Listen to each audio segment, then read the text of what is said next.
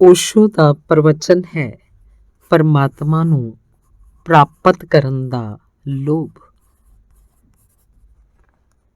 ਤੁਸੀਂ ਇੱਕ ਬਹੁਤ ਚੰਗਾ ਸਵਾਲ ਪੁੱਛਿਆ ਹੈ ਕਿ ਓਸ਼ੋ, ਅਜਿਹੇ ਕੋਈ ਲਾਲਚ ਦੱਸੋ ਜਿਨ੍ਹਾਂ ਨਾਲ ਅਸੀਂ ਭਗਵਾਨ ਵੱਲ ਚੱਲ ਪਈਏ।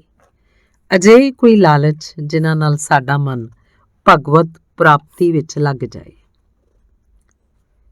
ਇਹ ਸਵਾਲ ਕੀਮਤੀ ਹੈ ਤੇ ਬਹੁਤ ਮਹੱਤਵਪੂਰਨ ਹੈ। ਮਹੱਤਵਪੂਰਨ ਇਸ ਲਈ ਹੈ ਕਿ ਜਦੋਂ ਤੱਕ ਕਿਸੇ ਵੀ ਤਰ੍ਹਾਂ ਦਾ ਲਾਲਚ ਹੋਵੇ ਤਦ ਤੱਕ ਕੋਈ ਭਗਵਤ ਪ੍ਰਾਪਤੀ 'ਚ ਨਹੀਂ ਲੱਗ ਸਕਦਾ, ਚਾਹੇ ਉਹ ਲਾਲਚ ਭਗਵਤ ਪ੍ਰਾਪਤੀ ਦਾ ਹੀ ਕਿਉਂ ਨਾ ਹੋਵੇ। ਲਾਲਚ ਨਾਲ ਭਰਿਆ ਹੋਇਆ ਚਿੱਤ ਹੀ ਅਸ਼ਾਂਤ ਹੁੰਦਾ ਹੈ। ਜਿੱਥੇ ਲਾਲਚ ਹੈ ਉੱਥੇ ਚਿੱਤ ਅਸ਼ਾਂਤ ਹੈ, ਤੇ ਜਦੋਂ ਤੱਕ ਚਿੱਤ ਅਸ਼ਾਂਤ ਹੈ ਤਦ ਤੱਕ ਭਗਵਾਨ ਨਾਲ ਕੀ ਸੰਬੰਧ ਹੋ ਸਕਦਾ ਹੈ। ਲਾਲਚ ਦਾ ਮਤਲਬ ਕੀ ਹੈ? ਲਾਲਚ ਦਾ ਮਤਲਬ ਇਹ ਹੈ ਕਿ ਜੋ ਮੈਂ ਹਾਂ ਉਸ ਨਾਲ ਤ੍ਰਿਪਤੀ ਨਹੀਂ, ਕੁਝ ਹੋਰ ਹੋਣਾ ਚਾਹੀਦਾ ਹੈ। ਫਿਰ ਭਾਵੇਂ ਇਹ ਕੁਝ ਹੋਰ ਹੋਣਾ ਧਨ ਦਾ ਹੋਵੇ, ਸਿਹਤ ਦਾ ਹੋਵੇ, ਯਸ਼ ਦਾ ਹੋਵੇ, ਆਨੰਦ ਦਾ ਹੋਵੇ, ਭਗਵਾਨ ਦਾ ਹੋਵੇ, ਇਸ ਨਾਲ ਕੋਈ ਫਰਕ ਨਹੀਂ ਪੈਂਦਾ। ਲਾਲਚ ਦਾ ਮਤਲਬ ਹੈ ਇੱਕ ਟੈਨਸ਼ਨ, ਇੱਕ ਤਣਾਅ। ਜੋ ਮੈਂ ਹਾਂ ਉਹ ਨਹੀਂ, ਜੋ ਹੋਣਾ ਚਾਹੀਦਾ ਉਹ ਹੋਵੇ, ਤੇ ਜੋ ਮੈਂ ਹਾਂ ਉਹ ਹੁਣ ਹਾਂ, ਤੇ ਜੋ ਹੋਣਾ ਚਾਹੀਦਾ ਉਹ ਕੱਲ ਹੋਵੇਗਾ। ਤਾਂ ਕੱਲ ਲਈ ਮੈਂ ਖਿਚਾ ਭਰਿਆ ਤੇ ਤਣਿਆ ਹੋਇਆ ਹਾਂ। ਇਹ ਤਣਿਆ ਹੋਇਆ ਚਿੱਤ ਹੀ ਲਾਲਚ ਨਾਲ ਭਰਿਆ ਹੋਇਆ ਚਿੱਤ ਹੈ। ਇਸ ਲਈ ਸਭ ਤਰ੍ਹਾਂ ਦੀ ਗਰੀਡ, ਸਭ ਤਰ੍ਹਾਂ ਦਾ ਲੋਭ ਅਸ਼ਾਂਤੀ ਪੈਦਾ ਕਰੇਗਾ, ਤੇ ਜਿੱਥੇ ਅਸ਼ਾਂਤੀ ਹੈ ਉੱਥੇ ਭਗਵਤ ਪ੍ਰਾਪਤੀ ਕਿਵੇਂ ਹੋਵੇ। ਅਸ਼ਾਂਤ ਚਿੱਤ ਦਾ ਭਗਵਾਨ ਨਾਲ ਸੰਬੰਧ ਹੋਣ ਦਾ ਕੋਈ ਉਪਾਅ ਨਹੀਂ ਹੈ।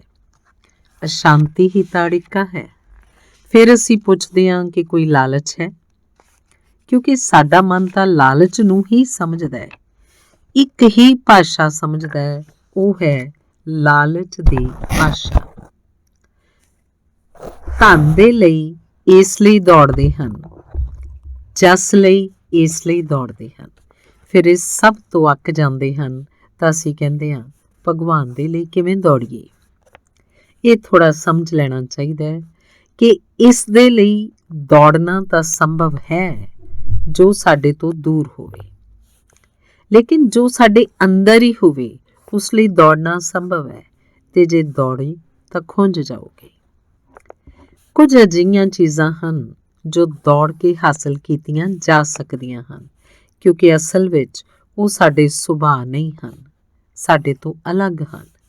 ਜੇ ਧਨ ਹਾਸਲ ਕਰਨਾ ਹੈ ਤਾਂ ਬਿਨਾਂ ਦੌੜੇ ਨਹੀਂ ਮਿਲ ਸਕਦਾ। ਜੇ ਜਸ ਖੱਟਣਾ ਹੈ ਤਾਂ ਦੌੜਨਾ ਪਏਗਾ। ਹੁਣ ਇਹ ਬੜੇ ਮਜ਼ੇ ਦੀ ਗੱਲ ਹੈ ਕਿ ਧਨ ਨਾਲ ਸੰਬੰਧ ਵਿੱਚ ਲਾਲਚ ਸੁਭਾਵਕ ਹੈ, ਕਿਉਂਕਿ ਬਿਨਾਂ ਲਾਲਚ ਦੇ ਧਨ ਹਾਸਲ ਹੀ ਨਹੀਂ ਕੀਤਾ ਜਾ ਸਕਦਾ। ਕਿਉਂਕਿ ਬਿਨਾਂ ਦੌੜੇ ਧਨ ਕਿਵੇਂ ਆ ਜਾਏਗਾ? ਧਨ ਕਿਤੇ ਹੋਰ ਹੈ, ਤੁਸੀਂ ਕਿਤੇ ਹੋਰ ਹੋ। ਦੌੜਨਾ ਪਏਗਾ ਤਾਂ ਸ਼ਾਇਦ ਤੁਸੀਂ ਪਹੁੰਚ ਸਕੋ। ਫਿਰ ਵੀ ਜ਼ਰੂਰੀ ਨਹੀਂ ਕਿ ਤੁਸੀਂ ਪਹੁੰਚ ਜਾਓ। ਲੇਕਿਨ ਪਰਮਾਤਮਾ ਕਿਤੇ ਦੂਰ ਨਹੀਂ ਹੈ। 1 ਇੰਚ ਦਾ ਵੀ ਫਾਸਲਾ ਹੁੰਦਾ ਤਾਂ ਥੋੜ੍ਹਾ ਦੌੜ ਲੈਂਦੇ। 1 ਇੰਚ ਦਾ ਵੀ ਫਾਸਲਾ ਨਹੀਂ ਹੈ। ਅਸੀਂ ਉੱਥੇ ਖੜ੍ਹੇ ਹਾਂ ਜਿੱਥੇ ਪਰਮਾਤਮਾ ਹੈ। ਅਸੀਂ ਉੱਥੇ ਹਾਂ, ਉਹ ਉੱਥੇ ਹੈ, ਤਾਂ ਦੌੜੋਗੇ ਕਿੱਥੇ? ਲੱਭਣ ਜਾਓਗੇ ਕਿੱਥੇ? ਜਿਹੜਾ ਗੁੰਮ ਗਿਆ ਹੋਵੇ ਉਹਨੂੰ ਭਾਲ ਸਕਦੇ ਹਾਂ, ਤੇ ਜਿਹੜਾ ਗੁੰਮਿਆ ਹੀ ਨਾ ਹੋਵੇ ਉਹਨੂੰ ਲੱਭਣ ਲੱਗੇ ਤਾਂ ਭਟਕ ਜਾਵਾਂਗੇ, ਸਿਰਫ ਪਰੇਸ਼ਾਨੀ 'ਚ ਪੈ ਜਾਵਾਂਗੇ। ਮੈਂ ਸੁਣਿਆ ਇੱਕ ਆਦਮੀ ਨੇ ਸ਼ਰਾਬ ਪੀ ਲਈ ਸੀ ਤੇ ਉਹ ਰਾਤੀ ਬੇਹੋਸ਼ ਹੋ ਗਿਆ। ਆਦਤਵਸ ਆਪਣੇ ਘਰ ਚਲਾ ਗਿਆ। ਪੈਰ ਚਲੇ ਆਏ ਘਰ, ਲੇਕਿਨ ਬੇਹੋਸ਼ ਸੀ, ਘਰ ਪਛਾਣ ਨਾ ਸਕਿਆ। ਪੌੜੀਆਂ ਉੱਤੇ ਖੜੇ ਹੋ ਕੇ ਆਂਢੀਆਂ ਗੁਆਂਢੀਆਂ ਨੂੰ ਪੁੱਛਣ ਲੱਗਾ ਕਿ ਮੈਂ ਆਪਣਾ ਘਰ ਭੁੱਲ ਗਿਆ, ਮੇਰਾ ਘਰ ਕਿੱਥੇ ਹੈ, ਮੈਨੂੰ ਦੱਸ ਦਿਓ। ਲੋਕਾਂ ਨੇ ਕਿਹਾ ਇਹੋ ਤੇਰਾ ਘਰ ਹੈ। ਉਸਨੇ ਕਿਹਾ ਮੈਨੂੰ ਭਰਮਾਓ ਨਾ, ਮੈਂ ਆਪਣੇ ਘਰ ਜਾਣਾ ਹੈ। ਮੇਰੀ ਬੁੱਢੀ ਮਾਂ ਮੇਰਾ ਰਾਹ ਵੇਖਦੀ ਹੋਏਗੀ ਤੇ ਕੋਈ ਕਿਰਪਾ ਕਰੋ ਮੈਨੂੰ ਮੇਰੇ ਘਰ ਪਹੁੰਚਾ ਦਿਓ। ਸ਼ੋਰ ਸ਼ਰਾਬਾ ਸੁਣ ਕੇ ਉਹਦੀ ਬੁੱਢੀ ਮਾਂ ਵੀ ਉੱਠ ਕੇ ਆ ਗਈ। ਦਰਵਾਜ਼ਾ ਖੋਲ੍ਹ ਕੇ ਉਹਨੇ ਦੇਖਿਆ ਕਿ ਉਹਦਾ ਬੇਟਾ ਖੱਪ ਪਾਈ ਜਾ ਰਿਹਾ ਹੈ, ਰੋ ਰਿਹਾ ਹੈ ਕਿ ਮੈਨੂੰ ਮੇਰੇ ਘਰ ਪਹੁੰਚਾ ਦਿਓ। ਉਸਨੇ ਉਹਦੇ ਸਿਰ ਉੱਤੇ ਹੱਥ ਰੱਖਿਆ ਤੇ ਕਿਹਾ, ਬੇਟਾ, ਇਹ ਤੇਰਾ ਘਰ ਹੈ ਤੇ ਮੈਂ ਤੇਰੀ ਮਾਂ ਹਾਂ। ਉਸਨੇ ਕਿਹਾ, ਹੇ ਬੁੱਢੀਏ, ਤੇਰੇ ਵਰਗੀ ਹੀ ਮੇਰੀ ਬੁੱਢੀ ਮਾਂ ਹੈ। ਉਹ ਮੇਰਾ ਰਾਹ ਵੇਖਦੀ ਹੋਏਗੀ, ਮੈਨੂੰ ਮੇਰੇ ਘਰ ਦਾ ਰਸਤਾ ਦੱਸ ਦੇ। ਪਰ ਇਹ ਸਾਰੇ ਲੋਕ ਹੱਸ ਰਹੇ ਹਨ। ਕੋਈ ਮੈਨੂੰ ਮੇਰੇ ਘਰ ਦਾ ਰਸਤਾ ਨਹੀਂ ਦੱਸਦਾ। ਮੈਂ ਕਿੱਥੇ ਜਾਵਾਂ? ਮੈਂ ਆਪਣਾ ਘਰ ਕਿਵੇਂ ਲੱਭਾਂ? ਤਦ ਇੱਕ ਆਦਮੀ ਨੇ, ਜਿਹੜਾ ਉਹਦੇ ਨਾਲ ਹੀ ਸ਼ਰਾਬ ਪੀ ਕੇ ਪਰਤ ਰਿਹਾ ਸੀ, ਉਹਨੇ ਕਿਹਾ, ਠਹਿਰ, ਮੈਂ ਗੱਡਾ ਲੈ ਕੇ ਆਉਣਾ, ਤੈਨੂੰ ਤੇਰੇ ਘਰ ਪਹੁੰਚਾ ਦਿੰਦਾ। ਤਾਂ ਉਸ ਭੀੜ ਵਿੱਚੋਂ ਲੋਕਾਂ ਨੇ ਕਿਹਾ ਕਿ ਪਾਗਲਾ, ਇਹਦੇ ਗੱਡੇ ਉੱਤੇ ਨਾ ਚੜ ਜਾਈਂ, ਨਹੀਂ ਤਾਂ ਘਰ ਤੋਂ ਹੋਰ ਦੂਰ ਨਿਕਲ ਜਾਏਗਾ, ਕਿਉਂਕਿ ਤੂੰ ਘਰ ਹੀ ਤਾਂ ਖੜਾ ਹੋਇਆ। ਤੂੰ ਕਿਤੇ ਵੀ ਨਹੀਂ ਜਾਣਾ, ਸਿਰਫ ਤੂੰ ਜਾਗਣਾ ਹੈ। ਤੂੰ ਕਿਤੇ ਨਹੀਂ ਜਾਣਾ, ਸਿਰਫ ਜਾਗਣਾ ਹੈ। ਸਿਰਫ ਹੋਸ਼ ਵਿੱਚ ਆਉਣਾ ਹੈ ਤੇ ਤੈਨੂੰ ਪਤਾ ਲੱਗ ਜਾਏਗਾ ਕਿ ਤੂੰ ਆਪਣੇ ਘਰ ਹੀ ਖੜਾ ਹੈ। ਤੇ ਕਿਸੇ ਦੇ ਗੱਡੇ ਉੱਤੇ ਨਾ ਚੜ ਜਾਈਂ, ਨਹੀਂ ਤਾਂ ਲੱਭਣ ਜਾਏਗਾ, ਓਨਾ ਹੀ ਦੂਰ ਜਾਈ ਜਾਏਗਾ। ਅਸੀਂ ਸਾਰੇ ਉੱਥੇ ਖੜੇ ਹੋਏ ਹਾਂ ਜਿੱਥੋਂ ਅਸੀਂ ਕਿਸੇ ਪਾਸੇ ਵੀ ਨਹੀਂ ਜਾਣਾ। ਲੇਕਿਨ ਸਾਡਾ ਮਨ ਇੱਕ ਹੀ ਤਰ੍ਹਾਂ ਦੀ ਭਾਸ਼ਾ ਸਮਝਦਾ ਹੈ, ਜਾਣ ਦੀ, ਦੌੜਨ ਦੀ, ਲਾਲਚ ਦੀ, ਹਾਸਲ ਕਰਨ ਦੀ, ਖੋਜ ਦੀ, ਪ੍ਰਾਪਤੀ ਦੀ। ਤਾਂ ਉਹ ਸਾਡਾ ਮਨ ਜੋ ਇੱਕ ਹੀ ਤਰ੍ਹਾਂ ਦੀ ਭਾਸ਼ਾ ਸਮਝਦਾ ਹੈ, ਹੁਣ ਤੁਸੀਂ ਪੁੱਛਦੇ ਹੋ ਕਿ ਗ੍ਰਸਥ ਅਸਲ 'ਚ ਜੇ ਠੀਕ ਤਰ੍ਹਾਂ ਸਮਝੀਏ ਤਾਂ ਜੋ ਹਾਸਲ ਕਰਨ ਦੀ, ਖੋਜਣ ਦੀ, ਪਹੁੰਚਣ ਦੀ, ਦੌੜਨ ਦੀ, ਲਾਲਚ ਦੀ ਭਾਸ਼ਾ ਸਮਝਦਾ ਹੈ, ਅਜਿਹੇ ਮਨ ਦਾ ਨਾਮ ਹੀ ਗ੍ਰਸਥ ਹੈ। ਤੇ ਗ੍ਰਸਥ ਦਾ ਕੋਈ ਦੂਜਾ ਮਤਲਬ ਨਹੀਂ ਹੁੰਦਾ। ਜਿਸ ਕਿਸੇ ਨੂੰ ਇਸ ਕਿਸਮ ਦੀ ਲੈਂਗੁਏਜ ਬਸ ਸਮਝ ਆ ਜਾਂਦੀ ਹੈ, ਉਹ ਗ੍ਰਸਥ ਹੈ। ਤੇ ਜੋ ਹਾਸਲ ਕਰਨ ਦੀ, ਦੌੜਨ ਦੀ, ਖੋਜਣ ਦੀ, ਪਹੁੰਚਣ ਦੀ ਭਾਸ਼ਾ ਛੱਡ ਦਿੰਦਾ ਹੈ, ਪਹੁੰਚਿਆ ਹੀ ਹੋਇਆ ਹਾਂ, ਹਾਸਲ ਕੀਤਾ ਹੀ ਹੋਇਆ ਹੀ ਹੋਇਆ ਹਾਂ, ਅਜਿਹੀ ਭਾਸ਼ਾ ਸਮਝਣ ਲੱਗਦਾ ਹੈ, ਉਹਦਾ ਨਾਮ ਸੰਨਿਆਸਪੁਣਾ ਹੈ। ਤੇ ਜੇ ਸੰਨਿਆਸੀ ਵੀ ਪਹੁੰਚਣ ਤੇ ਦੌੜਨ ਦੀ ਗੱਲ ਕਰ ਰਿਹਾ ਹੋਵੇ ਤਾਂ ਗ੍ਰਸਥ ਹੈ। ਉਹ ਅਜੇ ਸੰਨਿਆਸੀ ਨਹੀਂ ਹੈ, ਕੱਪੜੇ ਬਦਲ ਲਏ ਹੋਣਗੇ, ਇਹ ਹੋ ਸਕਦਾ ਹੈ। ਲੇਕਿਨ ਜੇ ਉਹ ਕਹਿ ਰਿਹਾ ਹੈ ਕਿ ਪਰਮਾਤਮਾ ਨੂੰ ਹਾਸਲ ਕਰਨਾ ਹੈ, ਤਾਂ ਅਜੇ ਉਹ ਗ੍ਰਸਥ ਹੈ, ਅਜੇ ਉਹ ਸੰਨਿਆਸੀ ਹੋਇਆ ਹੀ ਨਹੀਂ, ਅਜੇ ਉਹਨੇ ਭਾਸ਼ਾ ਹੀ ਨਹੀਂ ਜਾਣੀ ਕਿ ਸੰਨਿਆਸੀ ਹੋਣ ਦਾ ਮਤਲਬ ਕੀ ਹੈ। ਸੰਨਿਆਸੀ ਹੋਣ ਦਾ ਮਤਲਬ ਇਹ ਹੈ ਕਿ ਹਾਸਲ ਕਰਨ ਨੂੰ ਕੁਝ ਹੈ ਹੀ ਨਹੀਂ। ਜੋ ਕੁਝ ਵੀ ਹਾਸਲ ਕਰਨ ਨੂੰ ਹੈ, ਹਾਸਲ ਕੀਤਾ ਹੀ ਹੋਇਆ। ਲਾਲਚ ਕਰਨ ਦਾ ਕੋਈ ਉਪਾਅ ਨਹੀਂ ਹੈ, ਕਿਉਂਕਿ ਜਿਸ ਦਾ ਅਸੀਂ ਲਾਲਚ ਕਰੀਏ ਉਹ ਸਾਡੇ ਅੰਦਰ ਹੀ ਬੈਠਾ ਹੋਇਆ ਹੈ। ਤੇ ਜੇ ਅਸੀਂ ਲਾਲਚ ਕੀਤਾ ਤਾਂ ਅਸੀਂ ਭਟਕ ਜਾਵਾਂਗੇ, ਅੰਦਰੋਂ ਕਿਤੇ ਹੋਰ ਚਲੇ ਜਾਵਾਂਗੇ, ਤੇ ਉਹ ਲੋਭ ਤੇ ਲਾਲਚ ਸਾਨੂੰ ਭਟਕਾ ਰਿਹਾ ਹੈ। ਅਕਸਰ ਤਾਂ ਇਹੋ ਹੁੰਦਾ ਹੈ ਕਿ ਇੱਕ ਆਦਮੀ ਗ੍ਰਸਥ ਹੈ ਅਤੇ ਸੰਨਿਆਸੀ ਹੋ ਜਾਂਦਾ ਹੈ ਤਾਂ ਲੋਭ ਦੇ ਕਾਰਨ ਹੀ। ਉਹ ਕਹਿੰਦਾ ਹੈ ਗ੍ਰਸਥੀ ਵਿੱਚ ਆਨੰਦ ਨਹੀਂ ਮਿਲਦਾ, ਸੰਨਿਆਸ ਪੁਣੇ ਨਾਲ ਆਨੰਦ ਮਿਲ ਜਾਏਗਾ। ਉਹ ਕਹਿੰਦਾ ਹੈ ਗ੍ਰਸਥੀ 'ਚ ਨਹੀਂ ਮਿਲਦਾ ਪਰਮਾਤਮਾ, ਤੇ ਮੈਂ ਪਰਮਾਤਮਾ ਨੂੰ ਹਾਸਲ ਕੀਤੇ ਬਿਨਾਂ ਕਿਵੇਂ ਰਹਿ ਸਕਦਾ, ਤਾਂ ਮੈਂ ਸੰਨਿਆਸੀ ਹੁੰਦਾ ਹਾਂ। ਲੇਕਿਨ ਅਜੇ ਉਸਦੀ ਜੋ ਭਾਸ਼ਾ ਹੈ ਉਹ ਗ੍ਰਸਥ ਦੀ ਹੈ।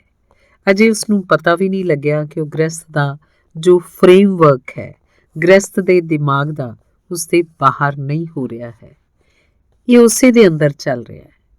ਹੁਣ ਉਹ ਨਵੀਂ ਉਪਾਅ 'ਚ ਲੱਗ ਜਾਏਗਾ, ਪੂਜਾ ਕਰੇਗਾ, ਪ੍ਰਾਰਥਨਾ ਕਰੇਗਾ, ਜਪ ਕਰੇਗਾ, ਤਪ ਕਰੇਗਾ। ਇਹ ਸਾਰੇ ਯਤਨ ਹੋਣਗੇ ਹਾਸਲ ਕਰਨ ਦੇ, ਲੇਕਿਨ ਜੋ ਹਾਸਲ ਕੀਤਾ ਹੀ ਹੋਇਆ ਹੈ ਉਹਨੂੰ ਹਾਸਲ ਕਰਨ ਦਾ ਕੋਈ ਵੀ ਯਤਨ ਉਚਿਤ ਨਹੀਂ ਹੈ, ਅਣਉਚਿਤ ਹੈ। ਉਹਨੂੰ ਜਾਣਨਾ ਹੈ, ਹਾਸਲ ਕਰਨਾ ਨਹੀਂ ਹੈ। ਇਸ ਫਰਕ ਨੂੰ ਸਮਝ ਲੈਣਾ ਚਾਹੀਦਾ ਹੈ ਕਿ ਉਹਨੇ ਸਿਰਫ ਜਾਣਨਾ ਹੈ, ਹਾਸਲ ਕਰਨਾ ਨਹੀਂ। ਉਹ ਹਾਸਲ ਕੀਤਾ ਹੋਇਆ ਹੈ, ਇਵੇਂ ਜਿਵੇਂ ਸਾਡੀ ਜੇਬ 'ਚ ਕੋਈ ਚੀਜ਼ ਪਈ ਹੈ ਤੇ ਅਸੀਂ ਭੁੱਲ ਗਏ ਹਾਂ, ਤੇ ਹੁਣ ਅਸੀਂ ਉਹਨੂੰ ਭਾਲਦੇ ਫਿਰ ਰਹੇ ਹਾਂ ਤੇ ਉਹ ਨਹੀਂ ਮਿਲਦੀ, ਕਿਉਂਕਿ ਉਹ ਜੇਬ 'ਚ ਪਈ ਹੈ। ਸੱਚ ਦੀ, ਪ੍ਰਭੂ ਦੀ, ਆਨੰਦ ਦੀ ਸਾਰੀ ਖੋਜ ਵਿਅਰਥ ਹੈ। ਅਸਲ 'ਚ ਨਾ, ਇੱਕ ਪਲ ਲਈ ਵੀ ਕੁਝ ਨਾ ਖੋਜੋ ਨਾ, ਇੱਕ ਪਲ ਲਈ ਵੀ ਕੁਝ ਨਾ ਖੋਜੋ। ਇੱਕ ਪਲ ਲਈ ਵੀ ਜੇ ਸਾਰੀ ਖੋਜ ਰੁਕ ਜਾਏ, ਸਾਰਾ ਲੋਭ ਰੁਕ ਜਾਏ, ਤਾਂ ਚਿੱਤ ਦਾ ਆਵਾਗਮਨ ਰੁਕ ਜਾਏਗਾ। ਤੇ ਹੁਣ ਤੁਸੀਂ ਕਹਿੰਦੇ ਸੀ ਕਦੀ ਮਨ ਇੱਧਰ ਜਾਂਦਾ ਹੈ, ਕਦੀ ਉੱਧਰ ਜਾਂਦਾ ਹੈ, ਕਦੀ ਉੱਧਰ ਜਾਂਦਾ ਹੈ। ਉਹ ਜਾਏਗਾ ਹੀ, ਉਹ ਜਾਂਦਾ ਹੀ ਰਹੇਗਾ ਜਦੋਂ ਤੱਕ ਲਾਲਚ ਹੈ। ਤਾਂ ਜਿੱਥੇ ਲਾਲਚ ਦਿਸੇਗਾ ਉੱਥੇ ਚਲਾ ਜਾਏਗਾ। ਇੱਕ ਥਾਂ ਉੱਤੇ ਨਹੀਂ ਜਾਏਗਾ, ਜਿੱਥੇ ਸਾਡਾ ਹੋਣਾ ਹੈ ਉੱਥੇ ਨਹੀਂ ਜਾਏਗਾ, ਕਿਉਂਕਿ ਉੱਥੇ ਕੋਈ ਲਾਲਚ ਦਿਖਾਈ ਨਹੀਂ ਦਿੰਦਾ। ਉੱਥੇ ਹਾਸਲ ਕਰਨ ਨੂੰ ਕੀ ਹੈ? ਅੰਦਰ ਹਾਸਲ ਕਰਨ ਨੂੰ ਕੀ ਹੈ? ਅੰਦਰ ਹਾਸਲ ਕਰਨ ਨੂੰ ਵੀ ਕੁਝ ਦਿਖਾਈ ਨਹੀਂ ਦਿੰਦਾ, ਸਭ ਬਾਹਰ ਦਿਖਾਈ ਦਿੰਦਾ ਹੈ। ਹਾਸਲ ਕਰਨ ਨੂੰ ਵੱਡੇ ਮਕਾਨ ਹਨ, ਉਹ ਬਾਹਰ ਹਨ। ਧਨ ਦੇ ਢੇਰ ਹਨ, ਉਹ ਬਾਹਰ ਹਨ। ਤੇ ਪਰਮਾਤਮਾ ਹੈ ਤਾਂ ਉਹ ਵੀ ਕਿਤੇ ਦੂਰ ਅਸਮਾਨ 'ਚ ਬਾਹਰ ਹੈ। ਅੰਦਰ ਕੁਝ ਦਿਖਾਈ ਨਹੀਂ ਦਿੰਦਾ ਕਿ ਉੱਥੇ ਜਾਈਏ ਕਾਹਦੇ ਲਈ, ਕੀ ਮਿਲੇਗਾ ਹਾਸਲ ਕਰਨ ਨੂੰ ਉੱਥੇ। ਇਸ ਲਈ ਮਨ ਸਭ ਥਾਈਂ ਜਾਂਦਾ ਹੈ, ਇੱਕ ਥਾਂ ਛੱਡ ਦਿੰਦਾ। ਮੈਂ ਸੁਣੀ ਹੈ ਇੱਕ ਕਹਾਣੀ ਕਿ ਭਗਵਾਨ ਨੇ ਸਾਰੀ ਦੁਨੀਆ ਬਣਾਈ ਤੇ ਜਦੋਂ ਆਦਮੀ ਨੂੰ ਬਣਾਇਆ ਤਾਂ ਬਹੁਤ ਪਰੇਸ਼ਾਨ ਹੋ ਗਿਆ, ਕਿਉਂਕਿ ਆਦਮੀ ਨੂੰ ਜਿਵੇਂ ਹੀ ਬਣਾਇਆ, ਆਦਮੀ ਹਜ਼ਾਰ ਸ਼ਿਕਾਇਤਾਂ, ਹਜ਼ਾਰ ਸਵਾਲ, ਹਜ਼ਾਰ ਸਮੱਸਿਆਵਾਂ ਲੈ ਕੇ ਪਹੁੰਚਣ ਲੱਗਾ। ਤਾਂ ਉਸਨੇ ਦੇਵਤਿਆਂ ਨੂੰ ਕਿਹਾ ਕਿ ਇਹ ਤਾਂ ਮੈਨੂੰ ਸੌਣ ਵੀ ਨਹੀਂ ਦੇਣਗੇ, ਜੀਣ ਵੀ ਨਹੀਂ ਦੇਣਗੇ। ਅਜਿਹੀ ਕੋਈ ਤਰਕੀਬ ਦੱਸੋ ਕਿ ਮੈਂ ਆਦਮੀ ਤੋਂ ਬਚ ਸਕਾਂ। ਤਾਂ ਕਿਸੇ ਦੇਵਤਾ ਨੇ ਕਿਹਾ, ਹਿਮਾਲਾ ਪਰਬਤ ਉੱਤੇ ਬੈਠ ਜਾਓ। ਉਸਨੇ ਕਿਹਾ, ਕਿੰਨੀ ਦੇਰ ਅਸੀਂ ਬਚਾਂਗੇ ਹਿਮਾਲਾ ਉੱਤੇ? ਅੱਜ ਨਹੀਂ ਤਾਂ ਕੱਲ ਕੋਈ ਹਿਲੇਰੀ, ਕੋਈ ਤੇਨ ਸਿੰਘ ਚੜ ਜਾਏਗਾ। ਤਾਂ ਕਿਸੇ ਨੇ ਕਿਹਾ, ਚੰਦਰਮਾ ਉੱਪਰ ਬੈਠ ਜਾਓ। ਉਸਨੇ ਕਿਹਾ, ਉਹ ਦਿਨ ਵੀ ਦੂਰ ਨਹੀਂ ਜਦੋਂ ਆਦਮੀ ਉੱਥੇ ਵੀ ਪਹੁੰਚ ਜਾਏਗਾ। ਦੂਰ ਦੇ ਤਾਰੇ ਸੁਝਾਏ, ਲੇਕਿਨ ਉਹਨਾਂ ਨੇ ਕਿਹਾ ਕਿ ਨਹੀਂ, ਉੱਥੇ ਵੀ ਕੰਮ ਨਹੀਂ ਬਣੇਗਾ। ਕੋਈ ਅਜਿਹੀ ਥਾਂ ਦੱਸੋ ਜਿੱਥੇ ਆਦਮੀ ਪਹੁੰਚੇ ਹੀ ਨਾ। ਤਦ ਇੱਕ ਬੁੱਢੇ ਦੇਵਤੇ ਨੇ ਕਿਹਾ, ਫਿਰ ਤਾਂ ਇੱਕ ਹੀ ਥਾਂ ਹੈ, ਤੁਸੀਂ ਆਦਮੀ ਦੇ ਅੰਦਰ ਬੈਠ ਜਾਓ ਤੇ ਉੱਥੇ ਉਹ ਕਦੀ ਨਹੀਂ ਜਾਏਗਾ। ਚੰਦਰਮਾ ਉੱਤੇ ਪਹੁੰਚ ਜਾਏਗਾ, ਲੇਕਿਨ ਉੱਥੇ ਕਦੇ ਨਹੀਂ ਜਾਏਗਾ। ਤੇ ਭਗਵਾਨ ਇਸ ਲਈ ਰਾਜ਼ੀ ਹੋ ਗਏ। ਇਹ ਗੱਲ ਉਹਨਾਂ ਦੀ ਸਮਝ 'ਚ ਆ ਗਈ। ਇਹ ਤਾਂ ਕਹਾਣੀ ਹੈ, ਲੇਕਿਨ ਸੱਚਾਈ ਵੀ ਇਹੋ ਹੈ। ਲੋਭ ਲੈ ਜਾਂਦਾ ਹੈ ਬਾਹਰ, ਲੋਭ ਲੈ ਜਾਂਦਾ ਹੈ ਦੂਰ, ਲੋਭ ਲੈ ਜਾਂਦਾ ਹੈ ਭਵਿੱਖ ਵਿੱਚ। ਤੇ ਜਿਸ ਦੀ ਤੁਸੀਂ ਗੱਲ ਕਰ ਰਹੇ ਹੋ ਭਗਵਤ ਪ੍ਰਾਪਤੀ ਦੀ, ਉਹ ਹੈ ਹੁਣ ਇੱਥੇ, ਇਸ ਵਕਤ, ਹੇਅਰ ਐਂਡ ਨਾਓ। ਨਾ ਕੱਲ ਨਾ ਪਰਸੋਂ, ਭਵਿੱਖ 'ਚ ਨਹੀਂ, ਹੁਣੇ ਇਸੇ ਪਲ ਇੱਥੇ ਤੁਹਾਡੇ ਨੇੜੇ ਹੀ, ਤੁਹਾਡੇ ਵਿੱਚ ਹੀ, ਖੁਦ ਹੀ ਮੌਜੂਦ ਹੈ। ਉਹ ਜੋ ਕਹਿ ਰਿਹਾ ਕਿੱਥੇ ਪਾਲਾਂ, ਉਹ ਹੈ ਜਿਹਨੂੰ ਖੋਜਣਾ ਹੈ। ਜੋ ਕਹਿ ਰਿਹਾ ਕਿੱਥੇ ਜਾਵਾਂ, ਕਿਸ ਲਾਲਚ ਨਾਲ ਜਾਵਾਂ, ਉਹ ਜੋ ਇਹ ਕਹਿ ਰਿਹਾ ਹੈ, ਜੋ ਇਹ ਪੁੱਛ ਰਿਹਾ ਹੈ, ਉਸ ਦਾ ਹੀ ਪਤਾ ਲਾਉਣਾ ਹੈ। ਤੇ ਉਹਦਾ ਪਤਾ ਲਾਉਣ ਲਈ ਕਿਸੇ ਲੋਭ ਦੀ, ਕਿਸੇ ਲਾਲਚ ਦੀ, ਕਿਸੇ ਭੱਜ ਦੌੜ ਦੀ, ਕਿਸੇ ਖੋਜ ਦੀ, ਕਿਸੇ ਉਪਾਅ ਦੀ, ਕਿਸੇ ਐਫਰਟ ਦੀ ਕੋਈ ਜ਼ਰੂਰਤ ਨਹੀਂ ਹੈ। ਉਸ ਦੇ ਵਾਸਤੇ ਚਾਹੀਦੀ ਹੈ ਐਫਰਟਲੈਸਨੈਸ। ਉਹਦੇ ਲਈ ਚਾਹੀਦਾ ਹੈ ਸਾਰੀਆਂ ਕੋਸ਼ਿਸ਼ਾਂ ਨੂੰ ਛੱਡ ਦੇਣਾ। ਉਸ ਦੇ ਲਈ ਚਾਹੀਦਾ ਹੈ ਸਾਰੀ ਭੱਜ ਦੌੜ ਦਾ ਬੰਦ ਹੋ ਜਾਣਾ। ਉਸ ਦੇ ਲਈ ਚਾਹੀਦਾ ਲਾਲਚ ਦਾ ਨਸ਼ਟ ਹੋ ਜਾਣਾ, ਖਤਮ ਹੋ ਜਾਣਾ। ਤਾਂ ਤੁਸੀਂ ਕਿੱਥੇ ਜਾਓਗੇ? ਤਾਂ ਤੁਸੀਂ ਕੀ ਕਰੋਗੇ? ਤਾਂ ਤੁਸੀਂ ਉੱਥੇ ਹੋਗੇ ਜਿੱਥੇ ਤੁਸੀਂ ਹੋ। ਉੱਥੇ ਕੁਝ ਕਰਨ ਦੀ ਲੋੜ ਨਹੀਂ। ਉੱਥੇ ਬਿਨਾਂ ਕੀਤੇ ਤੁਸੀਂ ਖੁਦ ਹੋ। ਜੇ ਕੁਝ ਕੀਤਾ ਤਾਂ ਗਲਤੀ ਹੋ ਗਈ। ਇਸ ਲਈ ਉਹਨੂੰ ਹਾਸਲ ਕਰਨ ਦਾ ਨਾ ਕੋਈ ਉਪਾਅ ਹੈ, ਨਾ ਕੋਈ ਤਰੀਕਾ ਹੈ, ਨਾ ਕੋਈ ਮੈਥਡ ਹੈ ਉਹਨੂੰ ਹਾਸਲ ਕਰਨ ਦਾ, ਤੇ ਨਾ ਕੋਈ ਮਾਰਗ ਹੈ ਉਹਨੂੰ ਪਾਉਣ ਦਾ। ਨਾ ਕੋਈ ਗੁਰੂ ਉਸ ਤੱਕ ਪਹੁੰਚਾ ਸਕਦਾ ਹੈ ਤੁਹਾਨੂੰ, ਨਾ ਕੋਈ ਸਹਾਰਾ ਦੇ ਸਕਦਾ ਹੈ। ਜਿਸ ਦਿਨ ਤੁਹਾਡੇ ਸਾਰੇ ਭਰਮ ਟੁੱਟ ਜਾਣਗੇ, ਉਸ ਦਿਨ ਤੁਹਾਨੂੰ ਪਤਾ ਲੱਗੇਗਾ ਕਿ ਤੁਸੀਂ ਉਹਨੂੰ ਪਾ ਲਿਆ ਹੈ। ਤੇ ਇਸ ਲਈ ਇਹ ਨਾ ਪੁੱਛੋ, ਮੈਂ ਤਾਂ ਇਹ ਲਾਲਚ ਉਹਦੇ ਵਾਸਤੇ ਨਹੀਂ ਦੱਸ ਸਕਦਾ। ਮੈਂ ਤਾਂ ਇਹ ਵੀ ਨਹੀਂ ਕਹਾਂਗਾ ਕਿ ਉੱਥੇ ਆਨੰਦ ਮਿਲੇਗਾ, ਅੰਮ੍ਰਿਤ ਹੋ ਜਾਏਗਾ। ਇਹ ਸਾਰੇ ਲਾਲਚ ਸਾਡੇ ਮਨ ਨੂੰ ਫੜੀ ਬੈਠੇ ਹਨ, ਕਿਉਂਕਿ ਮਰਨ ਦਾ ਸਾਨੂੰ ਡਰ ਹੈ, ਮੌਤ ਤੋਂ ਅਸੀਂ ਭੈ-ਭੀਤ ਹਾਂ। ਇਸ ਲਈ ਅਸੀਂ ਚਾਹੁੰਦੇ ਹਾਂ ਕਿ ਕੋਈ ਵਿਸ਼ਵਾਸ ਦਿਵਾ ਦੇਵੇ ਕਿ ਉਹਨੂੰ ਹਾਸਲ ਕਰ ਲੈਣ ਨਾਲ ਅਮਰ ਹੋ ਜਾਵਾਂਗੇ, ਫਿਰ ਮਰਾਂਗੇ ਨਹੀਂ। ਦੁੱਖ ਸਾਨੂੰ ਖਾਈ ਜਾ ਰਿਹਾ ਹੈ, ਤਾਂ ਅਸੀਂ ਚਾਹੁੰਦੇ ਹਾਂ ਕਿ ਕੋਈ ਭਰੋਸਾ ਦੇ ਦੇਵੇ ਕਿ ਉੱਥੇ ਆਨੰਦ ਮਿਲ ਜਾਏਗਾ। ਜ਼ਿੰਦਗੀ ਹੱਥੋਂ ਨਿਕਲਦੀ ਚਲੀ ਜਾ ਰਹੀ ਹੈ, ਕੋਈ ਵਿਸ਼ਵਾਸ ਦਿਵਾ ਦੇਵੇ ਕਿ ਉੱਥੇ ਪਰਮ ਜੀਵਨ ਮਿਲ ਜਾਏਗਾ। ਤਾਂ ਅਸੀਂ ਕੁਝ ਦੌੜਨ ਲੱਗੇ, ਤੇ ਮਜ਼ਾ ਇਹ ਕਿ ਦੌੜ ਰਹੇ ਹਾਂ, ਇਸ ਲਈ ਉਹਨੂੰ ਪਾ ਨਹੀਂ ਸਕਦੇ। ਤਾਂ ਇਹ ਜੋ ਕੰਟਰਾਡਿਕਸ਼ਨ ਹੈ, ਇਹ ਜੇ ਖਿਆਲ 'ਚ ਆ ਜਾਏ, ਦੌੜਨ ਦੀ ਭਾਸ਼ਾ ਛੁੱਟ ਜਾਏਗੀ। ਤਦ ਰੁਕਣ ਦੀ ਭਾਸ਼ਾ, ਤਦ ਭੱਜਣ ਦਾ ਖਿਆਲ ਨਹੀਂ, ਠਹਿਰਨ ਦਾ ਖਿਆਲ। ਤਦ ਇਸ ਲਈ ਨਹੀਂ ਕਿ ਉੱਥੇ ਕੀ ਮਿਲ ਜਾਏਗਾ, ਬਲਕਿ ਇਸ ਲਈ ਉਹਨੂੰ ਜਾਣਨਾ ਹੈ ਕਿ ਅਸੀਂ ਉੱਥੇ ਹੀ ਹਾਂ, ਚਾਹੇ ਕੁਝ ਮਿਲੇ ਤੇ ਚਾਹੇ ਕੁਝ ਨਾ ਮਿਲੇ, ਅਸੀਂ ਉੱਥੇ ਹਾਂ ਹੀ। ਤੇ ਉਸ ਥਾਂ ਨੂੰ ਜਾਣਨਾ ਹੀ ਚਾਹੀਦਾ ਜਿੱਥੇ ਅਸੀਂ ਹਾਂ ਹੀ। ਨਹੀਂ ਤਾਂ ਸਾਡਾ ਜੀਵਨ ਹੋ ਸਕਦਾ ਹੈ ਜੋ ਅਸੀਂ ਕਰ ਰਹੇ ਹਾਂ ਉਹ ਬਿਲਕੁਲ ਉਲਟ ਹੋਵੇ, ਜੋ ਅਸੀਂ ਹਾਂ ਉਹਦੇ ਬਿਲਕੁਲ ਉਲਟ ਹੋਵੇ। ਉਸ ਨੂੰ ਜਾਣ ਲੈਣ ਦੀ ਗੱਲ ਹੀ ਕਾਫੀ ਹੈ। ਤੇ ਦੋ ਹੀ ਤਰ੍ਹਾਂ ਦੀਆਂ ਸੰਭਾਵਨਾਵਾਂ ਹਨ। ਇੱਕ ਤਾਂ ਉਹ ਚੀਜ਼ਾਂ ਹਨ ਜਿਨ੍ਹਾਂ ਨੂੰ ਅਸੀਂ ਕੋਸ਼ਿਸ਼ ਕਰਕੇ ਪਾ ਸਕਦੇ ਹਾਂ, ਤੇ ਕੁਝ ਅਜਿਹੀਆਂ ਚੀਜ਼ਾਂ ਹਨ ਜਿਨ੍ਹਾਂ ਨੂੰ ਕੋਸ਼ਿਸ਼ ਕਰਕੇ ਅਸੀਂ ਗਵਾ ਸਕਦੇ ਹਾਂ। ਜਿਵੇਂ ਤੁਹਾਨੂੰ ਰਾਤ ਨੂੰ ਨੀਂਦ ਨਾ ਆਉਂਦੀ ਹੋਵੇ ਤੇ ਤੁਸੀਂ ਕੋਸ਼ਿਸ਼ ਕਰੋ ਲਿਆਉਣ ਦੀ, ਕਿਉਂਕਿ ਤੁਸੀਂ ਕਹੋਗੇ ਕਿ ਬਿਨਾਂ ਕੋਸ਼ਿਸ਼ ਦੇ ਨੀਂਦ ਕਿਵੇਂ ਆਏਗੀ। ਬਿਨਾਂ ਕੋਸ਼ਿਸ਼ ਦੇ ਕਿਵੇਂ ਆਏਗੀ ਨੀਂਦ? ਤਾਂ ਤੁਸੀਂ ਕੋਸ਼ਿਸ਼ ਕਰੋ, ਗਿਣਤੀ ਗਿਣੋ, ਭਗਵਾਨ ਦਾ ਨਾਮ ਲਓ, ਮੰਤਰ ਪੜ੍ਹੋ, ਉਠਕ ਬੈਠਕ ਕਰੋ, ਪੈਰ ਧੋਵੋ, ਸਿਰ ਧੋਵੋ, 1000 ਉਪਾਅ ਕਰੋ, ਪਾਸੇ ਬਦਲੋ। ਤੁਸੀਂ ਕਹੋ ਕਿ ਬਿਨਾਂ ਉਪਾਅ ਦੇ ਨੀਂਦ ਕਿਵੇਂ ਆਏਗੀ ਤੇ ਮੈਨੂੰ ਕੋਈ ਉਪਾਅ ਚਾਹੀਦਾ ਹੈ, ਤੇ ਮੈਂ ਤੁਹਾਨੂੰ ਕਹਿਣਾ ਕਿ ਫਿਰ ਨੀਂਦ ਸਾਰੀ ਰਾਤ ਨਹੀਂ ਆਏਗੀ, ਕਿਉਂਕਿ ਸਾਰੇ ਉਪਾਅ ਨੀਂਦ ਚੜਿੱਕਾ ਬਣਨਗੇ। ਨੀਂਦ ਹੈ ਠਹਿਰਾਅ, ਕਿਸੇ ਵੀ ਤਰ੍ਹਾਂ ਦੀ ਖੇਚਲ ਵਿਰੋਧ ਹੈ ਉਸਦਾ। ਨੀਂਦ ਹੈ ਅਪਰਿਆਸ, ਅਪਰਯਤਨ, ਤੇ ਜੇ ਤੁਸੀਂ ਕੋਸ਼ਿਸ਼ ਕੀਤੀ ਤਾਂ ਉਲਟਾ ਹੋ ਜਾਏਗਾ। ਜੇ ਨੀਂਦ ਨਾ ਆਉਂਦੀ ਹੋਵੇ ਤਾਂ ਕੋਈ ਕੋਸ਼ਿਸ਼ ਨਾ ਕਰੋ, ਬਸ ਚੁੱਪਚਾਪ ਪਏ ਰਹੋ, ਕੋਸ਼ਿਸ਼ ਹੀ ਨਾ ਕਰੋ। ਨੀਂਦ ਦੀ ਗੱਲ ਛੱਡੋ, ਨੀਂਦ ਲਿਆਉਣ ਦੀ ਕੋਸ਼ਿਸ਼ ਹੀ ਨਾ ਕਰੋ, ਤਾਂ ਨੀਂਦ ਆ ਸਕਦੀ ਹੈ। ਤੇ ਜੇ ਕੋਸ਼ਿਸ਼ ਕੀਤੀ ਤਾਂ ਤੁਸੀਂ ਨੀਂਦ ਵੱਲੋਂ ਗਏ, ਤੁਸੀਂ ਗੁੰਮ ਗਏ, ਫਿਰ ਨੀਂਦ ਨਹੀਂ ਆ ਸਕੇਗੀ। ਕੁਝ ਚੀਜ਼ਾਂ ਹਨ ਜੋ ਆਉਂਦੀਆਂ ਹਨ, ਸਾਨੂੰ ਲਿਆਉਣੀਆਂ ਨਹੀਂ ਪੈਂਦੀਆਂ, ਤੇ ਪਰਮਾਤਮਾ ਇਹਨਾਂ ਚੀਜ਼ਾਂ 'ਚ ਅੰਤਿਮ ਚੀਜ਼ ਹੈ ਜੋ ਆਉਂਦਾ ਹੈ, ਜਿਹਨੂੰ ਅਸੀਂ ਲਿਆ ਨਹੀਂ ਸਕਦੇ। ਲੇਕਿਨ ਤੁਸੀਂ ਕਹੋਗੇ ਫਿਰ ਕੀ, ਅਸੀਂ ਕੁਝ ਵੀ ਨਾ ਕਰੀਏ? ਇਹ ਮੈਂ ਨਹੀਂ ਕਹਿ ਰਿਹਾ। ਸੂਰਜ ਨਿਕਲਿਆ ਹੈ, ਤੁਹਾਡਾ ਦਰਵਾਜ਼ਾ ਬੰਦ ਹੈ, ਅੰਦਰ ਨਹੀਂ ਆਏਗਾ, ਦਰਵਾਜ਼ੇ ਉੱਤੇ ਠਹਿਰਿਆ ਰਹੇਗਾ, ਪਰ ਤੁਸੀਂ ਗੰਢੜੀ ਬੰਨ੍ਹ ਕੇ ਸੂਰਜ ਦੀ ਰੋਸ਼ਨੀ ਨੂੰ ਘਰ ਦੇ ਅੰਦਰ ਨਹੀਂ ਲਿਜਾ ਸਕਦੇ। ਤੁਸੀਂ ਜ਼ਿਆਦਾ ਤੋਂ ਜ਼ਿਆਦਾ ਇੰਨਾ ਕਰ ਸਕਦੇ ਹੋ ਕਿ ਦਰਵਾਜ਼ਾ ਖੋਲ੍ਹ ਕੇ ਬਹਿ ਜਾਓ, ਉਡੀਕ ਕਰੋ, ਤੁਹਾਡੇ ਵੱਲੋਂ ਕੋਈ ਅੜਿੱਕਾ ਨਾ ਰਹੇ, ਬਸ ਇੰਨੀ ਹੀ ਕੋਸ਼ਿਸ਼। ਜੇ ਠੀਕ ਤਰ੍ਹਾਂ ਸਮਝੀਏ ਤਾਂ ਪੋਜ਼ਿਟਿਵਲੀ ਤੁਸੀਂ ਕੁਝ ਵੀ ਨਹੀਂ ਕਰ ਸਕਦੇ ਸੂਰਜ ਨੂੰ ਅੰਦਰ ਲਿਆਉਣ ਲਈ। ਪ੍ਰਤੀ ਰੂਪ ਵਿੱਚ ਤੁਸੀਂ ਉਹਨੂੰ ਗੰਢੜੀ 'ਚ ਬੰਨ੍ਹ ਕੇ ਨਹੀਂ ਲਿਆ ਸਕਦੇ। ਨੈਗੇਟਿਵਲੀ, ਨਕਾਰਾਤਮਕ ਪੱਖ ਤੋਂ ਇੰਨਾ ਕਹਿ ਸਕਦੇ ਹਾਂ ਕਿ ਤੁਹਾਡੇ ਵੱਲੋਂ ਕੋਈ ਰੁਕਾਵਟ ਨਾ ਰਹੇ। ਸੂਰਜ ਆਏ ਤਾਂ ਤੁਹਾਡੇ ਵੱਲੋਂ ਰੁਕਾਵਟ ਨਾ ਰਹੇ।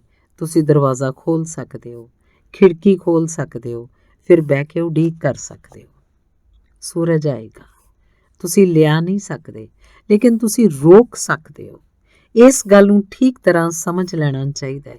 ਤੁਸੀਂ ਸੂਰਜ ਨੂੰ ਅੰਦਰ ਲਿਆ ਨਹੀਂ ਸਕਦੇ, ਪਰ ਤੁਸੀਂ ਆਉਣ ਤੋਂ ਜ਼ਰੂਰ ਰੋਕ ਸਕਦੇ ਹੋ। ਤੇ ਜੇ ਆਉਣ ਤੋਂ ਰੋਕ ਰਹੇ ਹੋ ਤਾਂ ਨਹੀਂ ਆਏਗਾ ਸੂਰਜ। ਹਾਲਾਂਕਿ ਲਿਆ ਨਹੀਂ ਸਕਦੇ, ਸਿਰਫ ਤੁਹਾਡੀ ਰੁਕਾਵਟ ਨਾ ਹੋਵੇ, ਅੜਿੱਕਾ ਨਾ ਹੋਵੇ, ਹਿੰਡਰੈਂਸ ਨਾ ਹੋਵੇ, ਦਰਵਾਜ਼ਾ ਬੰਦ ਨਾ ਹੋਵੇ, ਉਹ ਆ ਜਾਏਗਾ।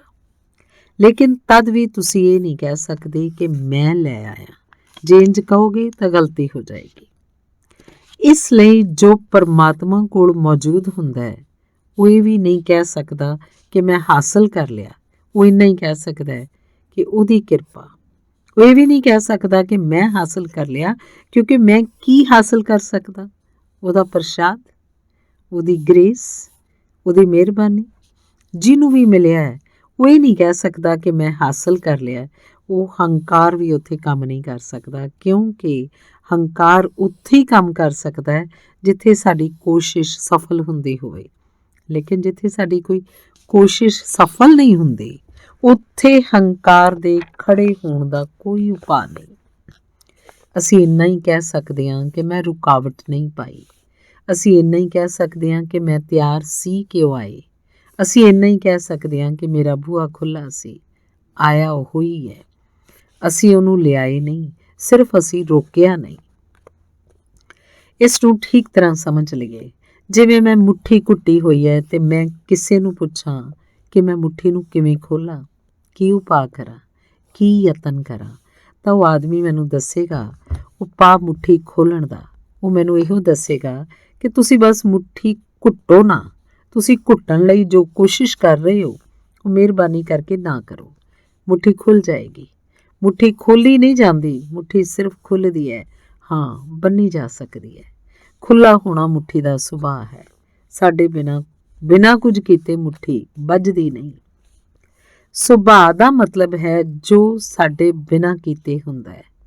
ਵਿਭਾਵ ਦਾ ਮਤਲਬ ਹੈ ਜੋ ਸਾਡੇ ਕਰਨ ਨਾਲ ਹੁੰਦਾ ਹੈ। ਪਰਮਾਤਮਾ ਸਾਡਾ ਸੁਭਾਅ ਹੈ, ਇਸ ਲਈ ਕਰਨ ਨਾਲ ਨਹੀਂ ਹੋਏਗਾ, ਲੇਕਿਨ ਅਸੀਂ ਕੋਸ਼ਿਸ਼ ਕਰਕੇ ਉਸ ਨੂੰ ਗਵਾ ਸਕਦੇ ਹਾਂ। ਅਸੀਂ ਉਪਾਅ ਕਰਕੇ ਉਹਨੂੰ ਰੋਕ ਸਕਦੇ ਹਾਂ। ਮੁੱਠੀ ਮੈਨੂੰ ਬੰਨਣੀ ਪੈਂਦੀ ਹੈ, ਖੋਲ੍ਹਣੀ ਨਹੀਂ ਪੈਂਦੀ। ਹਾਲਾਂਕਿ ਭਾਸ਼ਾ ਵਿੱਚ ਦੋਵੇਂ ਗੱਲਾਂ ਅਸੀਂ ਕਹਿੰਦੇ ਹਾਂ ਕਿ ਮੁੱਠੀ ਖੋਲ੍ਹ ਰਹੇ ਹਾਂ। ਖੋਲ੍ਹਣਾ ਬਿਲਕੁਲ ਗਲਤ ਸ਼ਬਦ ਹੈ। ਖੋਲ੍ਹਣਾ ਕਿਰਿਆ ਨਹੀਂ ਹੈ, ਬੰਨਣਾ ਕਿਰਿਆ ਹੈ। ਬੰਨਣ 'ਚ ਐਕਟ ਹੈ ਤੁਹਾਡਾ, ਖੋਲ੍ਹਣ 'ਚ ਕਿਹੜਾ ਐਕਟ ਹੈ? ਖੋਲ੍ਹਣ 'ਚ ਇਨਐਕਟ ਹੈ, ਇਨਐਕਸ਼ਨ ਹੈ। ਕਹਿਣਾ ਚਾਹੀਦਾ ਹੈ ਕਿ ਖੋਲ੍ਹਣ 'ਚ ਨਿਰਾ ਬੰਨਣ ਦਾ ਹੀ ਕੰਮ ਨਹੀਂ ਕਰ ਰਹੇ ਹੋ ਤੁਸੀਂ ਬੰਨ ਨਹੀਂ ਰਹੇ ਹੋ ਅਤੇ ਮੁੱਠੀ ਖੁੱਲ੍ਹ ਗਈ ਹੈ। ਇਸ ਗੱਲ ਨੂੰ ਧਿਆਨ 'ਚ ਜੇ ਰੱਖ ਲਈਏ ਤਾਂ ਪਰਮਾਤਮਾ ਨੂੰ ਖੋਜਣਾ ਨਹੀਂ ਹੈ, ਅਸੀਂ ਕਿਵੇਂ ਗਵਾਇਆ ਹੈ ਬਸ ਇਹੋ ਸਮਝਣਾ ਹੈ। ਯਾਨੀ ਅਸੀਂ ਕਿਹਨਾਂ ਤਰਕੀਬਾਂ ਨਾਲ, ਕਿਹਨਾਂ ਉਪਾਵਾਂ ਦੀਆਂ ਕੰਧਾਂ 'ਤੇ ਦਰਵਾਜ਼ੇ ਖੜ੍ਹੇ ਕਰ ਦਿੱਤੇ ਹਨ ਕਿ ਜੋ ਸਾਡੇ 'ਚ ਮਿਲਿਆ ਹੀ ਹੋਇਆ ਹੈ ਉਸ ਨਾਲ ਵੀ ਮਿਲਣਾ ਮੁਸ਼ਕਿਲ ਹੋ ਗਿਆ। ਤਾਂ ਪੁੱਛਣਾ ਇਹ ਨਹੀਂ ਕਿ ਅਸੀਂ ਇਹਨੂੰ ਕਿਵੇਂ ਪਾਈਏ, ਪੁੱਛਣਾ ਇਹ ਹੈ ਕਿ ਕਿਵੇਂ ਅਸੀਂ ਉਹਨੂੰ ਗਵਾਇਆ ਹੈ। ਇਹ ਫ਼ਰਕ ਤੁਸੀਂ ਸਮਝ ਰਹੇ ਹੋ ਨਾ, ਕਿਉਂਕਿ ਫਿਰ ਪੂਰੀ ਗੱਲ ਵੱਖਰੀ ਹੋ ਜਾਏਗੀ ਅੱਗੇ ਜਾ ਕੇ। ਇੰਨਾ ਫ਼ਰਕ ਖਿਆਲ 'ਚ ਆ ਗਿਆ ਤਾਂ ਸਾਰੀ ਸਾਧਨਾ ਦਾ ਰੂਪ ਬਦਲ ਜਾਂਦਾ ਹੈ। ਪੁੱਛਣਾ ਇਹ ਹੈ ਕਿ ਕਿਸ ਉਪਾਅ ਨਾਲ ਮੈਂ ਉਸ ਤੋਂ ਦੂਰ ਹੋ ਗਿਆ ਹਾਂ ਜਿਸ ਤੋਂ ਦੂਰ ਹੋਣ ਦਾ ਉਪਾਅ ਨਹੀਂ ਸੀ। ਕਿਹੜੀ ਤਰਕੀਬ ਨਾਲ ਮੈਂ ਸੂਰਜ ਨੂੰ ਬਾਹਰ ਠਹਿਰਾ ਦਿੱਤਾ ਹੈ, ਕਿਸ ਤਰਕੀਬ ਨਾਲ ਮੈਂ ਹਨੇਰੇ 'ਚ ਜੀ ਰਿਹਾ ਹਾਂ, ਕਿਹੜੇ ਦਰਵਾਜ਼ੇ ਹਨ ਜਿਹੜੇ ਮੈਂ ਬੰਦ ਕਰ ਲਏ ਹਨ ਅਤੇ ਕਿਹੜੇ ਤਾਲੇ ਹਨ ਜਿਨ੍ਹਾਂ ਨੂੰ ਮੈਂ ਚਾਬੀ ਨਾਲ ਬੰਦ ਕਰ ਦਿੱਤਾ ਹੈ। ਇਹ ਪੁੱਛਣਾ ਜ਼ਰੂਰੀ ਹੈ। ਪਰ ਅਸੀਂ ਆਮ ਤੌਰ ਉੱਤੇ ਪੁੱਛਦੇ ਹਾਂ ਪਰਮਾਤਮਾ ਨੂੰ ਕਿਵੇਂ ਪਾਈਏ। ਉਹ ਪ੍ਰਸ਼ਨ ਹੀ ਗਲਤ ਹੈ। ਪੁੱਛਣਾ ਚਾਹੀਦਾ ਹੈ ਅਸੀਂ ਪਰਮਾਤਮਾ ਨੂੰ ਕਿਵੇਂ ਗਵਾਇਆ। ਹਾਊ ਵੀ ਹੈਵ ਲੋਸਟ ਹਿਮ, ਕਿਉਂਕਿ ਪਰਮਾਤਮਾ ਨੂੰ ਗਵਾਉਣ ਦਾ ਮਤਲਬ ਹੈ ਆਪਣੇ ਆਪ ਨੂੰ ਗਵਾਉਣਾ। ਅਸੀਂ ਆਪਣੇ ਆਪ ਨੂੰ ਕਿਵੇਂ ਗਵਾ ਦਿੱਤਾ ਹੈ? ਅਸੀਂ ਆਪਣੇ ਆਪ ਨੂੰ ਕਿਵੇਂ ਭੁੱਲ ਗਏ ਹਾਂ? ਇਹ ਕਿਵੇਂ ਸੰਭਵ ਹੋ ਗਿਆ ਹੈ? ਇਹ ਇੰਪੋਸੀਬਲ, ਇਹ ਅਸੰਭਵ ਕਿਵੇਂ ਸੰਭਵ ਹੋਇਆ ਹੈ ਕਿ ਅਸੀਂ ਆਪਣੇ ਆਪ ਨੂੰ ਹੀ ਨਹੀਂ ਜਾਣ ਸਕੇ ਕਿ ਕੌਣ ਆ। ਇਸ ਤੋਂ ਜ਼ਿਆਦਾ ਅਸੰਭਵ ਗੱਲ ਕੋਈ ਹੋ ਸਕਦੀ ਹੈ? ਮੈਂ ਜਾਣਦਾ ਹਾਂ ਕਿ ਹਾਂ, ਤੇ ਫਿਰ ਵੀ ਨਹੀਂ ਜਾਣਦਾ ਕਿ ਮੈਂ ਕੌਣ ਹਾਂ। ਬੜੀ ਅਜੀਬ ਘਟਨਾ ਘਟ ਗਈ ਹੈ। ਜੇ ਦੁਨੀਆ 'ਚ ਕੋਈ ਮਿਰੇਕਲ, ਕੋਈ ਚਮਤਕਾਰ ਵਾਪਰਿਆ ਹੈ ਤਾਂ ਉਹ ਚਮਤਕਾਰ ਇਹ ਨਹੀਂ ਕਿ ਕਿਸੇ ਨੇ ਤਵੀਤ ਬਣਾ ਦਿੱਤਾ ਹਵਾ ਵਿੱਚ ਅਤੇ ਕਿਸੇ ਨੇ ਸੁਆਹ ਸੁੱਟ ਦਿੱਤੀ ਹਵਾ 'ਚ, ਕਿ ਕਿਸੇ ਨੇ ਕਿਸੇ ਅੰਨੇ ਦੀਆਂ ਅੱਖਾਂ ਠੀਕ ਕਰ ਦਿੱਤੀਆਂ ਹਨ। ਇਸ ਜਗਤ 'ਚ ਜੋ ਸਭ ਤੋਂ ਵੱਡਾ ਚਮਤਕਾਰ ਹੋ ਗਿਆ ਹੈ ਉਹ ਇਹ ਹੈ ਕਿ ਅਸੀਂ ਜਾਣਦੇ ਹਾਂ ਕਿ ਅਤੇ ਪਤਾ ਨਹੀਂ ਹੈ ਕਿ ਕੌਣ ਆ, ਅਤੇ ਪਤਾ ਨਹੀਂ ਕਿੱਥੋਂ, ਅਤੇ ਪਤਾ ਨਹੀਂ ਕਿ ਕਿੱਧਰ ਨੂੰ ਜਾ ਰਹੇ ਹਾਂ। ਇੱਕ ਮਾਤਰ ਮਿਰੇਕਲ ਹੈ ਅਤੇ ਕਿਵੇਂ ਸੰਭਵ ਹੋਇਆ ਇਹ ਸਮਝਣਾ ਚਾਹੀਦਾ ਹੈ। ਅਤੇ ਜੇ ਇਹ ਸਾਡੀ ਸਮਝ ਆ ਜਾਏ ਕਿ ਇਹ ਕਿਵੇਂ ਸੰਭਵ ਹੋਇਆ ਤਾਂ ਔਖੀ ਨਹੀਂ ਕਿ ਇਹ ਗੱਲ ਕਿ ਅਸੀਂ ਮੁੱਠੀ ਬੰਨ੍ਹਣਾ ਬੰਦ ਕਰ ਦਈਏ ਅਤੇ ਮੁੱਠੀ ਖੁੱਲ੍ਹ ਜਾਏ। ਕੁਝ ਤਰਕੀਬਾਂ ਹਨ ਮਨ ਦੀਆਂ ਜਿਨ੍ਹਾਂ ਤੋਂ ਇਹ ਸੰਭਵ ਹੋਇਆ ਹੈ। ਪਹਿਲੀ ਤਾਂ ਮਨ ਦੀ ਤਰਕੀਬ ਇਹ ਹੈ ਕਿ ਉਹ ਤੁਹਾਨੂੰ ਕਦੀ ਵਰਤਮਾਨ ਵਿੱਚ ਜਿਉਣ ਨਹੀਂ ਦਿੰਦਾ, ਜਿਉਣ ਹੀ ਨਹੀਂ ਦਿੰਦਾ। ਤੁਸੀਂ ਕਦੀ ਵਰਤਮਾਨ ਹੁੰਦੇ ਹੀ ਨਹੀਂ। ਇੱਥੇ ਤੇ ਹੁਣੇ ਤੁਸੀਂ ਕਦੀ ਨਹੀਂ ਹੁੰਦੇ। ਜਾਂ ਤਾਂ ਪਿੱਛੇ ਅਤੀਤ ਵਿੱਚ ਹੋ ਜੋ ਬੀਤ ਚੁੱਕਾ ਹੈ, ਅਤੇ ਜੋ ਹੁਣ ਨਹੀਂ ਹੈ ਜਾਂ ਭਵਿੱਖ 'ਚ ਹੁੰਦੇ ਹੋ। ਜੋ ਅਜੇ ਆਇਆ ਨਹੀਂ ਤੇ ਨਹੀਂ ਹੈ, ਜੋ ਹੈ, ਜੋ ਹੁਣ ਹੈ, ਇਸ ਵਕਤ ਉਸ ਵਿੱਚ ਤੁਸੀਂ ਕਦੀ ਹੁੰਦੇ ਹੀ ਨਹੀਂ। ਤਾਂ ਮਨ ਦੀ ਇੱਕ ਟ੍ਰਿਕ ਹੈ ਕਿ ਵਰਤਮਾਨ ਵਿੱਚ ਉਹ ਤੁਹਾਨੂੰ ਖੁੰਝਾਉਂਦਾ ਰਹਿੰਦਾ ਹੈ, ਅਤੇ ਵਰਤਮਾਨ ਤੋਂ ਜੇ ਤੁਸੀਂ ਖੁੰਝ ਗਏ ਤਾਂ ਦਰਵਾਜ਼ਾ ਬੰਦ ਹੋ ਗਿਆ, ਕਿਉਂਕਿ ਵਰਤਮਾਨ ਦਰਵਾਜ਼ਾ ਹੈ ਸੱਚ ਦਾ, ਹੋਂਦ ਦਾ, ਐਗਜ਼ਿਸਟੈਂਸ ਦਾ। ਜੇ ਇਸ ਨੂੰ ਠੀਕ ਤਰ੍ਹਾਂ ਸਮਝ ਲਈਏ ਕਿ ਹੋਂਦ ਵਿੱਚ ਨਾ ਤਾਂ ਅਤੀਤ ਹੈ ਕੁਝ ਅਤੇ ਨਾ ਭਵਿੱਖ ਹੈ ਕੁਝ। ਹੋਂਦ ਤਾਂ ਸਾਡਾ ਸਦਾ ਵਰਤਮਾਨ ਹੈ। ਇਸ ਲਈ ਤੁਸੀਂ ਪਰਮਾਤਮਾ ਲਈ ਪਾਸਟ ਟੈਂਸ ਦੀ ਜਾਂ ਫਿਊਚਰ ਟੈਂਸ ਦੀ ਵਰਤੋਂ ਨਹੀਂ ਕਰ ਸਕਦੇ। ਤੁਸੀਂ ਇਹ ਨਹੀਂ ਕਹਿ ਸਕਦੇ ਗੋਡ ਵਾਜ਼, ਨਹੀਂ ਕਹਿ ਸਕਦੇ। ਪਰਮਾਤਮਾ ਸੀ। ਤੁਸੀਂ ਇਹ ਵੀ ਨਹੀਂ ਕਹਿ ਸਕਦੇ ਗੋਡ ਵਿਲ ਬੀ, ਕਿ ਈਸ਼ਵਰ ਹੋਏਗਾ। ਤੁਸੀਂ ਤਾਂ ਜਦੋਂ ਵੀ ਕਹੋਗੇ ਤਾਂ ਗੋਡ ਇਜ਼। ਈਸ਼ਵਰ ਲਈ ਅਤੀਤ ਅਤੇ ਭਵਿੱਖ ਦੀ ਵਰਤੋਂ ਨਹੀਂ ਹੋ ਸਕਦੀ, ਉਹ ਹੈ। ਸੱਚੀ ਗੱਲ ਇਹ ਹੈ ਕਿ ਹੈ ਕਹਿਣਾ ਵੀ ਪਰਮਾਤਮਾ ਨੂੰ ਗਲਤ ਹੈ, ਕਿਉਂਕਿ ਅਸੀਂ ਉਸ ਚੀਜ਼ ਨੂੰ ਕਹਿੰਦੇ ਹਾਂ ਜੋ ਨਹੀਂ ਹੈ ਵੀ ਹੋ ਸਕਦੀ ਹੈ। ਅਸੀਂ ਕਹਿੰਦੇ ਹਾਂ ਤਖਤ ਹੈ, ਟੇਬਲ ਹੈ, ਕਿਉਂਕਿ ਕੱਲ ਟੇਬਲ ਨਹੀਂ ਹੋ ਸਕਦੀ, ਕੱਲ ਨਹੀਂ ਸੀ। ਜੋ ਕੱਲ ਨਹੀਂ ਸੀ, ਕੱਲ ਨਹੀਂ ਹੋ ਸਕਦੀ ਹੈ। ਉਹਨੂੰ ਹੈ ਕਹਿਣ ਦਾ ਕੋਈ ਮਤਲਬ ਹੈ। ਪਰਮਾਤਮਾ ਨੂੰ ਹੈ ਕਹਿਣਾ ਵੀ ਮੁਸ਼ਕਿਲ ਹੈ, ਕਿਉਂਕਿ ਉਹ ਪਨ ਹੈ। ਗੋਡ ਇਜ਼ ਅਜਿਹਾ ਕਹਿਣਾ ਗਲਤ ਹੈ। ਇਜ਼ ਨਹੀਂ, ਉਹ ਜੋ ਹੁਣ ਹੈ ਉਹੀ ਪਰਮਾਤਮਾ ਹੈ, ਤੇ ਉਹ ਸਦਾ ਵਰਤਮਾਨ ਹੈ। ਉਹ ਨਾ ਕਦੀ ਅਤੀਤ ਹੈ, ਨਾ ਕਦੀ ਭਵਿੱਖ। ਤੇ ਅਸੀਂ ਕਦੀ ਵਰਤਮਾਨ 'ਚ ਨਹੀਂ ਹਾਂ। ਦਰਵਾਜ਼ਾ ਬੰਦ ਹੋ ਗਿਆ। ਮੈਂ ਸੁਣੀ ਹੈ ਇੱਕ ਕਹਾਣੀ ਕਿ ਇੱਕ ਅੰਨਾ ਆਦਮੀ ਇੱਕ ਬਹੁਤ ਵੱਡੇ ਭਵਨ 'ਚ ਕੈਦ ਕਰ ਦਿੱਤਾ ਗਿਆ ਹੈ। ਹਜ਼ਾਰਾਂ ਦਰਵਾਜ਼ੇ ਹਨ ਉਹ ਭਵਨ ਵਿੱਚ, ਸਭ ਬੰਦ ਹਨ। ਸਿਰਫ ਇੱਕ ਦਰਵਾਜ਼ਾ ਖੁੱਲ੍ਹਾ ਹੈ ਤੇ ਉਹ ਅੰਨਾ ਆਦਮੀ ਇੱਕ ਦਰਵਾਜ਼ੇ ਨੂੰ ਟਟੋਲਦਿਆਂ ਹੋਇਆਂ ਘੁੰਮਦਾ ਹੈ। ਦਰਵਾਜ਼ਾ ਬੰਦ, ਦਰਵਾਜ਼ਾ ਬੰਦ, ਦਰਵਾਜ਼ਾ ਬੰਦ। ਘੁੰਮਦਿਆਂ ਉਹ ਦਰਵਾਜ਼ੇ ਕੋਲ ਆਉਂਦਾ ਹੈ ਜੋ ਦਰਵਾਜ਼ਾ ਖੁੱਲ੍ਹਾ ਹੈ, ਲੇਕਿਨ ਉਹਨੂੰ ਖੁਰਕ ਹੋਈ ਤੇ ਉਹ ਆਪਣਾ ਸਿਰ ਖੁਰਕਣ ਲੱਗਾ ਤੇ ਉਹ ਦਰਵਾਜ਼ਾ ਨਿਕਲ ਗਿਆ। ਉਹ ਫਿਰ ਅਗਲੇ ਦਰਵਾਜ਼ੇ ਨੂੰ ਟਟੋਲ ਰਿਹਾ, ਉਹ ਫਿਰ ਬੰਦ ਹੈ। ਫਿਰ ਉੱਥੋਂ ਘੁੰਮਦਾ, ਫਿਰ ਉੱਥੇ ਆਉਂਦਾ ਤੇ ਫਿਰ ਥੱਕ ਜਾਂਦਾ। ਸਭ ਦਰਵਾਜ਼ੇ ਬੰਦ ਹਨ, ਅੱਕ ਜਾਂਦਾ ਤੇ ਫਿਰ 2-4 ਦਰਵਾਜ਼ੇ ਨਹੀਂ ਟਟੋਲਦਾ, ਫਿਰ ਉਹ ਦਰਵਾਜ਼ੇ ਕੋਲੋਂ ਲੰਘ ਜਾਂਦਾ ਹੈ। ਲੇਕਿਨ ਕੀ ਕਰੇਗਾ ਨਾ ਆਦਮੀ, ਫਿਰ ਟਟੋਲਣਾ ਸ਼ੁਰੂ ਕਰ ਦਿੰਦਾ ਹੈ। ਇਵੇਂ ਕਹਾਣੀ ਚੱਲਦੀ ਹੈ ਕਿ ਉਹ ਬਾਰ-ਬਾਰ ਉਸ ਦਰਵਾਜ਼ੇ ਕੋਲੋਂ ਲੰਘ ਜਾਂਦਾ ਜੋ ਖੁੱਲ੍ਹਾ ਹੈ, ਜਿੱਥੋਂ ਬਾਹਰ ਨਿਕਲ ਸਕਦਾ ਹੈ। ਉਹ ਉੱਕ ਜਾਂਦਾ ਹੈ। ਕਹਾਣੀ ਦੇ ਸੱਚ ਹੋਣ ਦੀ ਕੋਈ ਲੋੜ ਨਹੀਂ ਹੈ, ਲੇਕਿਨ ਅਸੀਂ ਵਰਤਮਾਨ ਦੇ ਦਰਵਾਜ਼ੇ ਕੋਲ ਲਗਾਤਾਰ ਉੱਕ ਰਹੇ ਜਾਂਦੇ ਹਾਂ। ਪਰ ਉਹ ਖੁੱਲ੍ਹਾ ਹੈ ਸਿਰਫ, ਤੇ ਬੜਾ ਭੀੜਾ ਦਰਵਾਜ਼ਾ ਹੈ, ਕਿਉਂਕਿ ਸਾਡੇ ਹੱਥ ਵਿੱਚ ਪਲ ਦਾ 1000ਵਾਂ ਹਿੱਸਾ ਹੀ ਹੁੰਦਾ ਹੈ। ਇੱਕ ਵਾਰ 'ਚ 2 ਹਿੱਸੇ ਵੀ ਨਹੀਂ ਹੁੰਦੇ, ਬਸ ਉਹ ਪਲ ਦਾ ਇੱਕ ਹਿੱਸਾ ਸਾਡੇ ਹੱਥ ਵਿੱਚ ਹੈ।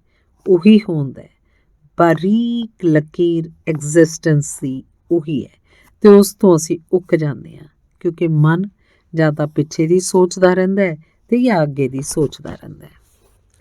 ਤਾਂ ਮੈਂ ਤੁਹਾਨੂੰ ਇਹ ਕਹਿ ਰਿਹਾ ਕਿ ਕਿਵੇਂ ਤੁਸੀਂ ਉੱਕ ਗਏ। ਤੁਹਾਨੂੰ ਇਹ ਨਹੀਂ ਕਹਿ ਰਿਹਾ ਕਿ ਕਿਵੇਂ ਤੁਸੀਂ ਪਾ ਲਵੋਗੇ। ਮੈਂ ਕਹਿ ਰਿਹਾ ਕਿ ਕਿਸ ਤਰ੍ਹਾਂ ਤੁਸੀਂ ਉੱਕ ਗਏ। ਉਸ ਅੰਨੇ ਆਦਮੀ ਨੂੰ ਮੈਂ ਇਹ ਕਹਾਂਗਾ ਕਿ ਤੂੰ ਖਾਰਿਸ਼ ਕੀਤੀ, ਉਸ ਵਿੱਚ ਤੂੰ ਉੱਕ ਗਿਆ। ਹੁਣ ਕਿਸੇ ਦਰਵਾਜ਼ੇ ਉੱਤੇ ਤੂੰ ਖਾਰਿਸ਼ ਨਾ ਕਰੇ। ਤੂੰ ਥੱਕ ਗਿਆ, ਘਬਰਾ ਗਿਆ, 2-4 ਦਰਵਾਜ਼ੇ ਤੂੰ ਬਿਨਾਂ ਟਟੋਲੇ ਛੱਡ ਦਿੱਤੇ। ਹੁਣ ਤੂੰ ਨਾ ਘਬਰਾਈ, ਹੁਣ ਨਾ ਅੱਕ ਜਾਈ, ਨਹੀਂ ਤਾਂ ਫਿਰ ਉੱਕ ਜਾਣ ਦਾ ਡਰ ਤੇ ਸੰਭਾਵਨਾ ਹੈ। ਵਰਤਮਾਨ ਵਿੱਚ ਹੋਣਾ, ਦਰਵਾਜ਼ੇ ਤੇ ਖੜੇ ਹੋ ਜਾਣਾ ਹੈ।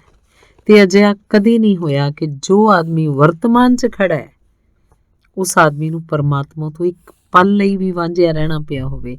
ਅਜਿਹਾ ਕਦੀ ਹੋਇਆ ਹੀ ਨਹੀਂ। ਚਿੱਤ ਨੂੰ ਵਰਤਮਾਨ ਵਿੱਚ ਲੈ ਆਉਣਾ ਹੀ ਧਿਆਨ ਹੈ, ਉਹੀ ਮੈਡੀਟੇਸ਼ਨ ਹੈ, ਉਹੀ ਸਮਾਧੀ ਹੈ। ਤੇ ਚਿੱਤ ਨੂੰ ਵਰਤਮਾਨ ਤੋਂ ਇੱਧਰ ਉੱਧਰ ਭਟਕਾਈ ਰੱਖਣਾ ਉਹੀ ਚੰਚਲਤਾ ਹੈ, ਉਹੀ ਉਪਦਰਵ ਹੈ।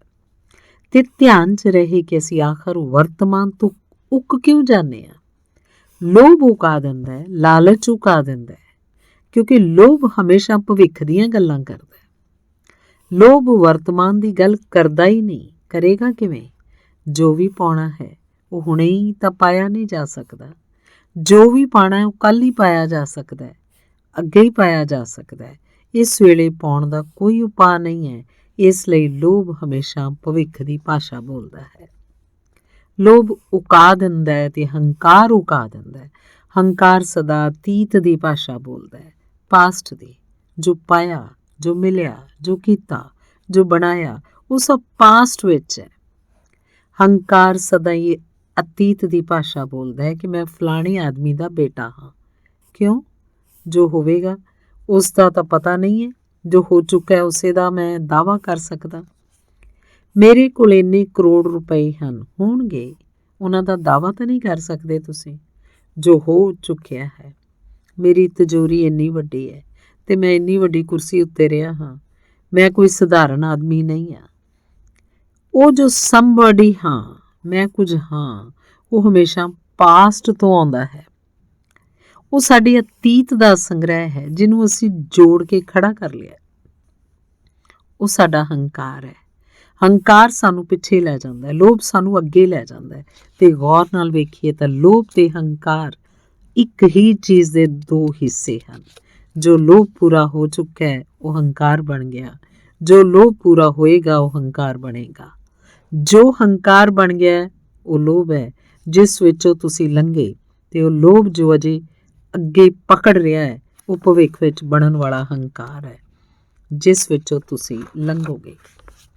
ਸਾਰੇ ਲੋਭਾਂ ਦਾ ਸੰਗ੍ਰਹਿ ਹੰਕਾਰ ਹੈ। ਉਹ ਅਤੀਤ ਵਿੱਚ ਭਟਕਾਉਂਦਾ ਹੈ। ਇਸ ਲਈ ਬੁੱਢਾ ਆਦਮੀ ਹੋਏਗਾ ਤਾਂ ਉਹ ਅਤੀਤ ਵਿੱਚ ਭਟਕਦਾ ਰਹੇਗਾ, ਕਿਉਂਕਿ ਅੱਗੇ ਤਾਂ ਮੌਤ ਹੈ। ਤਾਂ ਹੁਣ ਉੱਥੇ ਲੋਭ ਦੀ ਗੁੰਜਾਇਸ਼ ਘੱਟ ਹੈ, ਤਾਂ ਉੱਥੇ ਕੀ ਲੋਭ ਕਰੋਗੇ? ਤਾਂ ਬੁੱਢੇ ਆਦਮੀ ਦਾ ਮਨ ਹਮੇਸ਼ਾ ਅਤੀਤ ਵਿੱਚ ਭਟਕਦਾ ਰਹਿੰਦਾ ਹੈ। ਉਹ ਬੈਠਾ ਹੈ ਤੇ ਸੋਚ ਰਿਹਾ ਹੈ, ਜਵਾਨੀ ਜੋ ਸੀ, ਦਿਨ ਜੋ ਗਏ, ਯਾਦਾਂ ਜੋ ਹਨ ਅੰਦਰ ਲੁਕੀਆਂ, ਉਹਨਾਂ ਨੂੰ ਸੋਚਦਾ ਰਹੇਗਾ। ਬੁੱਢਾ ਆਦਮੀ ਅਤੀਤ ਵਿੱਚ ਸੋਚਦਾ ਰਹੇਗਾ, ਕਿਉਂਕਿ ਭਵਿੱਖ ਵਿੱਚ ਮੌਤ ਦਿਖਾਈ ਦਿੰਦੀ ਹੈ।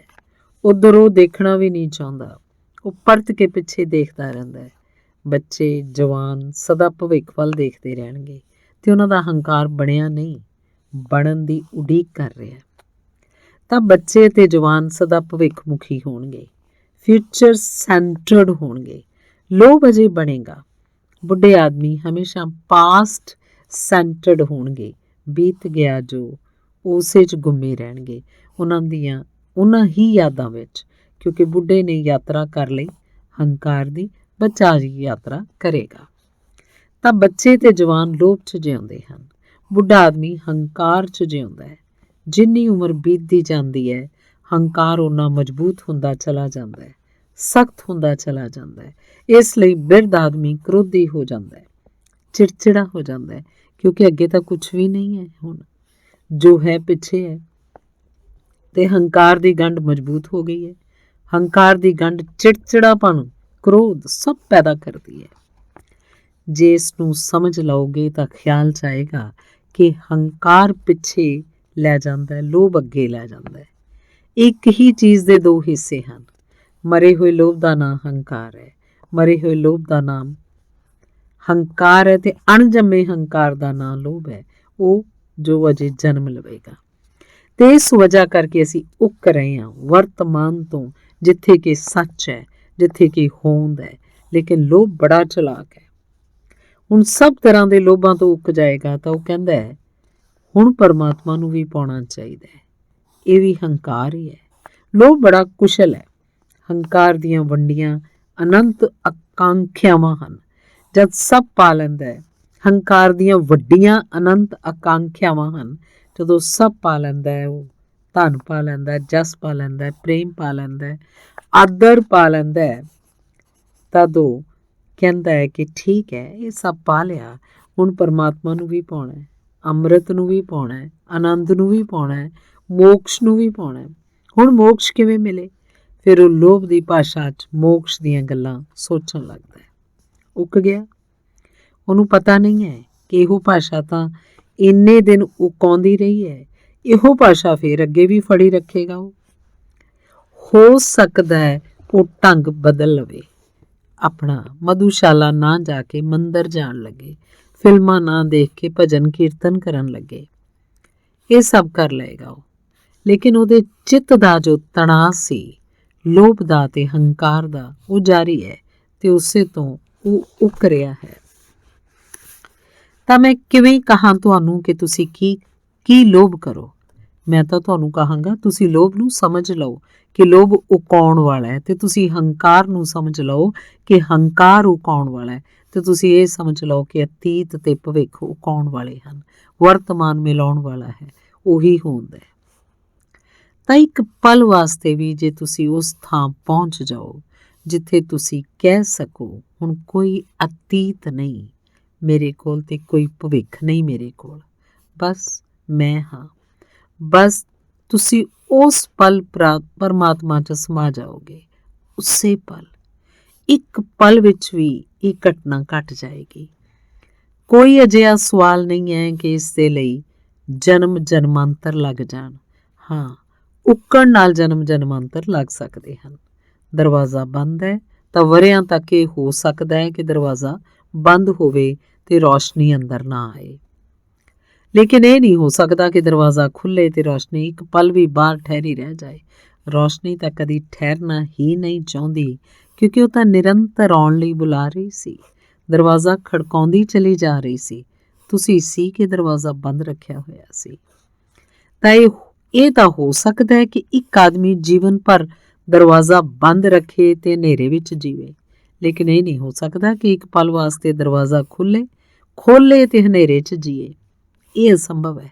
ਤੇ ਅਜਿਹਾ ਵੀ ਨਹੀਂ ਹੋ ਸਕਦਾ ਕਿ ਕੋਈ ਆਦਮੀ ਕਹੇ ਕਿ ਕਿਉਂਕਿ ਮੇਰਾ ਦਰਵਾਜ਼ਾ ਇੰਨੇ ਦਿਨਾਂ ਤੱਕ ਬੰਦ ਸੀ, ਇਸ ਲਈ ਇੱਕ ਪਲ ਵਿੱਚ ਕਿਵੇਂ ਰੌਸ਼ਨੀ ਅੰਦਰ ਆਏਗੀ।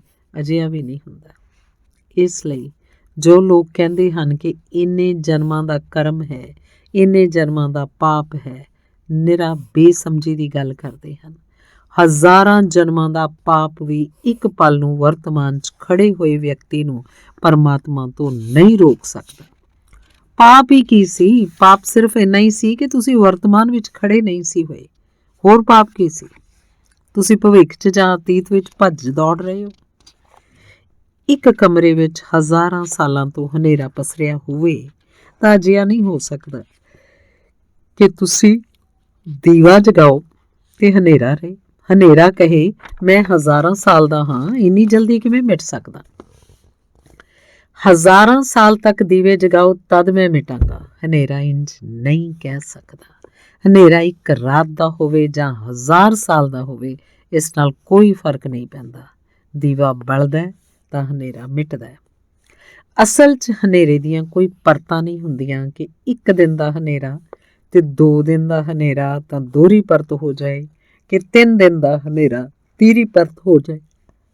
ਹਨੇਰੇ ਦੀ ਕੋਈ ਪਰਤ ਨਹੀਂ ਹੁੰਦੀ ਕਿ ਉਹ ਡੈਂਸ ਹੋ ਜਾਏ, ਸੰਘਣਾ ਹੋ ਜਾਏ। ਹਨੇਰਾ ਘਣਾ ਨਹੀਂ ਹੁੰਦਾ। ਹਨੇਰਾ ਬਸ ਹਨੇਰਾ ਹੈ ਤੇ ਇੱਕ ਦੀਵੇ ਦੀ ਲੋ ਸਭ ਤੋੜ ਦਿੰਦੀ ਹੈ। ਪਾਪ ਦੀ ਵੀ ਕੋਈ ਪਰਤ ਨਹੀਂ ਹੁੰਦੀ, ਕਿਉਂਕਿ ਪਾਪ ਵੀ ਹਨੇਰਾ ਹੈ, ਅਗਿਆਨ ਹੈ, ਅਵਿਦਿਆ ਹੈ। ਉਸ ਦੀ ਵੀ ਕੋਈ ਪਰਤ ਨਹੀਂ ਹੁੰਦੀ। ਲੇਕਿਨ ਸਵਾਲ ਸਿਰਫ ਇੰਨਾ ਹੈ ਕਿ ਅਸੀਂ ਉੱਥੇ ਖੜੇ ਹੋ ਜਾਈਏ ਜਿੱਥੇ ਦਰਵਾਜ਼ਾ ਖੁੱਲ੍ਹਦਾ ਹੈ। ਹਾਂ, ਪਾਪ ਦੀ ਆਦਤ ਹੁੰਦੀ ਹੈ, ਪਰਤ ਨਹੀਂ ਹੁੰਦੀ। ਹਨੇਰੇ ਦੀ ਵੀ ਆਦਤ ਹੁੰਦੀ ਹੈ। ਇਹ ਹੋ ਸਕਦਾ ਹੈ ਕਿ ਇੱਕ ਆਦਮੀ ਵਰ੍ਹਿਆਂ ਤੋਂ ਹਨੇਰੇ 'ਚ ਰਿਹਾ ਹੋਵੇ, ਦਰਵਾਜ਼ਾ ਖੋਲ੍ਹ ਦੇਵੇ, ਰੌਸ਼ਨੀ ਆ ਜਾਏ, ਲੇਕਿਨ ਉਹਦੀ ਅੱਖ ਬੰਦ ਹੋ ਜਾਏ। ਇਹ ਹੋ ਸਕਦਾ ਹੈ। ਇਹ ਹੋ ਸਕਦਾ ਹੈ ਕਿ ਸਾਲਾਂ ਤੋਂ ਹਨੇਰੇ 'ਚ ਰਿਹਾ ਆਦਮੀ ਦਰਵਾਜ਼ਾ ਖੋਲ੍ਹ ਦੇਵੇ, ਰੌਸ਼ਨੀ ਅੰਦਰ ਆ ਜਾਏਗੀ। ਫੌਰਨ ਉਹਦੇ ਦਰਵਾਜ਼ਾ ਖੋਲ੍ਹਣ ਵਿੱਚ ਤੇ ਰੌਸ਼ਨੀ ਦੇ ਆਉਣ ਵਿੱਚ ਪਲ ਦਾ ਵੀ ਫਾਸਲਾ ਨਹੀਂ ਹੋਏਗਾ। ਯੁਗਪਤ ਅਜਿਹਾ ਦਰਵਾਜ਼ਾ ਖੁੱਲ੍ਹਿਆ, ਇੱਧਰ ਰੌਸ਼ਨੀ ਆਈ, ਉੱਧਰ ਦਰਵਾਜ਼ਾ ਖੁੱਲ੍ਹਦਾ ਗਿਆ, ਰੌਸ਼ਨੀ ਆਉਂਦੀ ਗਈ। ਦਰਵਾਜ਼ੇ ਦਾ ਖੁੱਲ੍ਹਣਾ ਤੇ ਰੌਸ਼ਨੀ ਦਾ ਆਉਣਾ ਇੱਕ ਹੀ ਕਿਰਿਆ ਦੇ 2 ਹਿੱਸੇ ਹੋਣਗੇ, ਲੇਕਿਨ ਹੋ ਸਕਦਾ ਹੈ ਕਿ ਸੈਂਕੜੇ ਵਰ੍ਹਿਆਂ ਤੋਂ ਹਨੇਰੇ 'ਚ ਰਹੇ ਆਦਮੀ ਦੀਆਂ ਅੱਖਾਂ ਰੌਸ਼ਨੀ ਦੇਖਣੋਂ ਅਸਮਰਥ ਹੋ ਜਾਣ। ਉਹ ਅੱਖ ਬੰਦ ਕਰ ਲਵੇ ਤੇ ਫਿਰ ਹਨੇਰੇ 'ਚ ਚਲਾ ਜਾਏ। ਇਹ ਹੋ ਸਕਦਾ ਹੈ। ਹਨੇਰੇ ਦੀ ਆਦਤ ਹੋ ਸਕਦੀ ਹੈ, ਪਾਪ ਦੀ ਵੀ ਆਦਤ ਹੋ ਸਕਦੀ ਹੈ, ਪਰਤ ਨਹੀਂ ਹੁੰਦੀ। ਲੇਕਿਨ ਆਦਤ ਤੋੜੀ ਜਾ ਸਕਦੀ ਹੈ। ਆਦਤ ਸਮਝ ਨਾਲ ਆਪੇ ਟੁੱਟ ਜਾਂਦੀ ਹੈ। ਆਦਤ ਤੋੜਨਾ ਬਹੁਤ ਔਖਾ ਨਹੀਂ। ਜੇ ਹਨੇਰੇ ਦੀਆਂ ਪਰਤਾਂ ਹੁੰਦੀਆਂ ਤਾਂ ਤੋੜਨੀਆਂ ਬਹੁਤ ਔਖੀਆਂ ਸਨ। ਰੌਸ਼ਨੀ ਆ ਗਈ, ਅੱਖ ਬੰਦ ਹੋ ਗਈ। ਹੁਣ ਉਹ ਆਦਮੀ ਹੌਲੀ ਹੌਲੀ ਅੱਖ 1 ਵਾਰ 2 ਵਾਰ ਹੌਲੀ ਹੌਲੀ ਰੌਸ਼ਨੀ ਦਾ ਆਦੀ ਹੋ ਸਕੇਗਾ। ਅੱਖਾਂ ਥੋੜ੍ਹੀ ਦੇਰ ਖੋਲ੍ਹ ਲਏਗਾ, ਰੌਸ਼ਨੀ ਦੇਖ ਲਏਗਾ, ਬੰਦ ਵੀ ਕਰ ਸਕਦਾ, ਵਿੱਚ ਖੋਲ੍ਹ ਵੀ ਸਕਦਾ। ਹੌਲੀ ਹੌਲੀ ਰੌਸ਼ਨੀ ਦਾ ਡਰ ਖਤਮ ਹੋ ਜਾਏਗਾ। ਉਹ ਰੌਸ਼ਨੀ 'ਚ ਜਿਉਣ ਲੱਗੇਗਾ। ਪਰਮਾਤਮਾ ਦਾ ਅਨੁਭਵ ਇੱਕ ਪਲ 'ਚ ਹੋ ਜਾਂਦਾ ਹੈ, ਲੇਕਿਨ ਪਰਮਾਤਮਾ ਨੂੰ ਸਹਿਣ ਵਿੱਚ ਥੋੜ੍ਹਾ ਵਕਤ ਲੱਗ ਜਾਂਦਾ ਹੈ। ਸਹਿਣ ਵਿੱਚ, ਕਿਉਂਕਿ ਇੰਨੀ ਵੱਡੀ ਸ਼ਕਤੀ ਤੇ ਇੰਨਾ ਵੱਡਾ ਪ੍ਰਕਾਸ਼ ਸਾਡੇ ਉੱਤੇ ਉਤਰਿਆ ਹੈ ਤੇ ਥੋੜਾ ਵਕਤ ਲੱਗ ਜਾਂਦਾ ਹੈ। ਕਈ ਵਾਰ ਤਾਂ ਅਸੀਂ ਘਬਰਾ ਕੇ ਵਾਪਸ ਤੱਕ ਪਰਤ ਸਕਦੇ ਹਾਂ, ਡਰ ਵੀ ਸਕਦੇ ਹਾਂ, ਕਿਉਂਕਿ ਆਨੰਦ ਵੀ ਜੇ ਇੱਕਦਮ ਉਤਰ ਆਏ ਤਾਂ ਪ੍ਰਾਣਾਂ ਨੂੰ ਕੰਬਾ ਜਾਂਦਾ ਹੈ। ਪਰਮਾਤਮਾ ਦੀ ਪ੍ਰਾਪਤੀ ਤਾਂ ਇੱਕ ਪਲ 'ਚ ਹੋ ਜਾਂਦੀ ਹੈ। ਹਾਂ, ਪ੍ਰਾਪਤੀ ਲਈ ਰਾਜ਼ੀ ਹੋਣ ਵਿੱਚ ਥੋੜਾ ਵਕਤ ਲੱਗ ਸਕਦਾ ਹੈ, ਉਹ ਦੂਸਰੀ ਗੱਲ ਹੈ। ਪ੍ਰਾਪਤੀ ਦਾ ਦੁਆਰ ਹੈ ਵਰਤਮਾਨ 'ਚ ਖੜੇ ਹੋਣਾ, ਤੇ ਇਸ ਲਈ ਇਸ ਦਿਸ਼ਾ 'ਚ ਥੋੜਾ ਜਿਹਾ ਕੰਮ ਸ਼ੁਰੂ ਕਰੀਏ। ਇਸ ਦਿਸ਼ਾ 'ਚ ਥੋੜਾ ਜਿਹਾ ਕੰਮ ਸ਼ੁਰੂ ਕਰੀਏ। 24 ਘੰਟਿਆਂ ਵਿੱਚੋਂ ਅੱਧਾ ਘੰਟਾ 15 ਮਿੰਟ ਲਈ ਦੁਆਰ ਬੰਦ ਕਰਕੇ ਹਨੇਰੇ 'ਚ ਚੁੱਪਚਾਪ ਬੈਠ ਜਾਓ। ਕੁਛ ਵੀ ਨਾ ਕਰੋ, ਕੁਛ ਵੀ ਨਾ ਕਰੋ, ਚੁੱਪਚਾਪ ਬੈਠ ਜਾਓ। ਉਸੇ ਪਹਿਲੀ ਥਾਂ ਤੇ ਤੁਹਾਨੂੰ ਪਹਿਲੀਆਂ ਝਲਕਾਂ ਮਿਲਣੀਆਂ ਸ਼ੁਰੂ ਹੋਣਗੀਆਂ। ਉਸੇ ਖਾਲੀ ਥਾਂ 'ਚ ਤੁਸੀਂ ਵੀ ਨਹੀਂ ਹੋਵੋਗੇ। ਇੰਨੀ ਖਾਲੀ ਥਾਂ ਹੋਏਗੀ ਕਿ ਬਸ ਖਾਲੀਪਣ ਹੋਏਗਾ, ਜਸਟ ਐਮਪਟੀਨੈਸ। ਉਹ ਦੁਆਰ ਹੈ। ਉੱਥੋਂ ਪਹਿਲੀਆਂ ਝਲਕੀਆਂ ਤੁਹਾਨੂੰ ਮਿਲਣੀਆਂ ਸ਼ੁਰੂ ਹੋਣਗੀਆਂ ਤੇ ਨਿਰੰਤਰ ਇਸ ਪ੍ਰਕਿਰਿਆ 'ਚ ਲੱਗੇ ਰਹੋ ਤਾਂ ਹੌਲੀ ਹੌਲੀ ਵਿਚਾਰ ਘੱਟ ਹੋਣ ਲੱਗਣਗੇ, ਖਾਲੀ ਥਾਵਾਂ ਜ਼ਿਆਦਾ ਹੋਣ ਲੱਗਣਗੀਆਂ। ਇਸ ਤਰ੍ਹਾਂ ਜਿਵੇਂ ਰਸਤੇ ਤੇ ਇੱਕ ਆਦਮੀ ਨਿਕਲਿਆ ਤੇ ਫਿਰ 1 ਘੰਟੇ ਤੱਕ ਕੋਈ ਦੂਜਾ ਆਦਮੀ ਨਹੀਂ ਨਿਕਲਿਆ ਤੇ ਰਸਤਾ ਖਾਲੀ ਰਹਿ ਗਿਆ। ਇੱਕ ਵਿਚਾਰ ਆਇਆ ਪਰਦੇ ਉੱਤੇ, ਫਿਰ ਦੂਸਰਾ ਨਹੀਂ ਆਇਆ ਤੇ ਬਹੁਤ ਦੇਰ ਤੱਕ ਪਰਦਾ ਖਾਲੀ ਸਫੈਦ ਰਹਿ ਗਿਆ। ਉਸੇ ਸਫੈਦੀ ਵਿੱਚੋਂ, ਉਸੇ ਖਾਲੀਪਣ ਵਿੱਚੋਂ, ਉਸ ਐਮਪਟੀਨੈਸ ਵਿੱਚੋਂ ਤੁਹਾਡੇ ਪਹਿਲੇ ਸੰਪਰਕ ਪਰਮਾਤਮਾ ਨਾਲ ਸ਼ੁਰੂ ਹੋਣਗੇ, ਕਿਉਂਕਿ ਉਸ ਪਲ ਵਿੱਚ ਤੁਸੀਂ ਵਰਤਮਾਨ 'ਚ ਹੋਵੋਗੇ। ਉਸ ਪਲ 'ਚ ਨਾ ਤੁਸੀਂ ਅਤੀਤ ਵਿੱਚ ਹੋ ਸਕਦੇ ਹੋ, ਨਾ ਤੁਸੀਂ ਭਵਿੱਖ 'ਚ ਹੋ ਸਕਦੇ ਹੋ, ਕਿਉਂਕਿ ਵਿਚਾਰ ਅਤੀਤ ਵਿੱਚ ਲਿਜਾ ਸਕਦਾ ਹੈ, ਵਿਚਾਰ ਭਵਿੱਖ 'ਚ ਲਿਜਾ ਸਕਦਾ ਹੈ। ਜਿੱਥੇ ਵਿਚਾਰ ਨਹੀਂ ਹੈ ਉੱਥੇ ਤੁਸੀਂ ਕਿਤੇ ਵੀ ਜਾ ਸਕਦੇ ਹੋ। ਤੁਸੀਂ ਉੱਥੇ ਹੋਵੋਗੇ ਜਿੱਥੇ ਹੋ ਵਿਚਾਰ ਰਹਿਤ ਹੋਏ ਕਿ ਤੁਸੀਂ ਵਰਤਮਾਨ 'ਚ ਹੋਏ। ਵਰਤਮਾਨ 'ਚ ਹੋਣ ਦਾ ਅਰਥ ਹੈ ਵਿਚਾਰ ਰਹਿਤ ਹੋ ਜਾਣਾ। ਲੇਕਿਨ ਵਿਚਾਰ ਰਹਿਤ ਹੋਣ ਦੀ ਕੋਸ਼ਿਸ਼ ਨਾ ਕਰਨਾ, ਨਹੀਂ ਤਾਂ ਕਦੀ ਵਿਚਾਰ ਰਹਿਤ ਨਹੀਂ ਹੋ ਸਕਦੇ। ਬਸ ਚੁੱਪਚਾਪ ਦੇਖਣਾ ਵਿਚਾਰ ਨੂੰ, ਉਹ ਆਪਣੇ ਵਿੱਚੋਂ ਜਾਂਦਾ ਹੈ। ਜਿੰਨਾ ਜਿੰਨਾ ਸਾਡਾ ਦੇਖਣਾ ਵੱਧਦਾ ਹੈ ਉਨਾ ਵਿਚਾਰ ਘੱਟ ਹੁੰਦਾ ਹੈ। ਪ੍ਰਪੋਰਸ਼ਨੇਟਲੀ ਜਿੰਨਾ ਅਸੀਂ ਜਾਗਦੇ ਹਾਂ ਅੰਦਰ, ਉਨਾ ਵਿਚਾਰ ਖਤਮ ਹੁੰਦਾ ਹੈ। ਜਿਸ ਦਿਨ ਅਸੀਂ ਪੂਰੇ ਜਾਗ ਜਾਂਦੇ ਹਾਂ ਉਸ ਦਿਨ ਵਿਚਾਰ ਨਹੀਂ ਰਹਿ ਜਾਂਦਾ, ਤੇ ਜਿੱਥੇ ਵਿਚਾਰ ਨਹੀਂ ਰਹਿ ਗਿਆ ਅਸੀਂ ਪੂਰੇ ਜਾਗੇ ਹੋਏ ਰਹੇ, ਟੋਟਲੀ ਅਵੇਅਰ। ਵਿਚਾਰ ਗਏ, ਅਸੀਂ ਜਾਗੇ ਹਾਂ। ਹੁਣ ਅਸੀਂ ਕਿੱਥੇ ਹੋਵਾਂਗੇ? ਹੁਣ ਅਸੀਂ ਉੱਥੇ ਹੋਵਾਂਗੇ ਜਿੱਥੇ ਅਸੀਂ ਹਾਂ। 1 ਇੰਚ ਇੱਧਰ ਉੱਧਰ ਨਹੀਂ ਹੋ ਸਕਦੇ। ਤਦ ਅਸੀਂ ਖੜੇ ਹੋ ਗਏ ਉਸ ਦੁਆਰ ਉੱਤੇ ਜਿੱਥੋਂ ਮਿਲਣ ਹੋ ਜਾਂਦਾ ਹੈ। ਤੇ ਇਸ ਲਈ ਇਸ ਨੂੰ ਲੋਭ ਦੀ ਭਾਸ਼ਾ 'ਚ ਨਾ ਸਮਝਣਾ। ਆਨੰਦ ਮਿਲੇਗਾ, ਲੇਕਿਨ ਆਨੰਦ ਪਾਉਣ ਦੀ ਭਾਸ਼ਾ 'ਚ ਨਾ ਸਮਝਣਾ। ਆਨੰਦ ਆਏਗਾ, ਲੇਕਿਨ ਆਨੰਦ ਨੂੰ ਟੀਚਾ ਨਾ ਬਣਾਉਣਾ। ਅੰਮ੍ਰਿਤਵ ਮਿਲੇਗਾ, ਲੇਕਿਨ ਅੰਮ੍ਰਿਤਵ ਦੀ ਇੱਛਾ ਨਾ ਕਰਨਾ। ਭਗਵਤ ਪ੍ਰਾਪਤੀ ਹੋਏਗੀ, ਲੇਕਿਨ ਭਗਵਤ ਪ੍ਰਾਪਤੀ ਕੀਤੀ ਨਹੀਂ ਜਾ ਸਕਦੀ। ਇਸ ਛੋਟੇ ਜਿਹੇ ਬਰੀਕ ਭੇਦ ਨੂੰ ਸਮਝ ਲੈਣਾ। ਭਗਵਤ ਪ੍ਰਾਪਤੀ ਹੋਵੇਗੀ, ਲੇਕਿਨ ਭਗਵਤ ਪ੍ਰਾਪਤੀ ਕੀਤੀ ਨਹੀਂ ਜਾ ਸਕਦੀ। ਕਰਨ ਵਾਲਾ ਹੰਕਾਰ ਵੀ ਉੱਥੇ ਨਹੀਂ ਚੱਲ ਸਕਦਾ।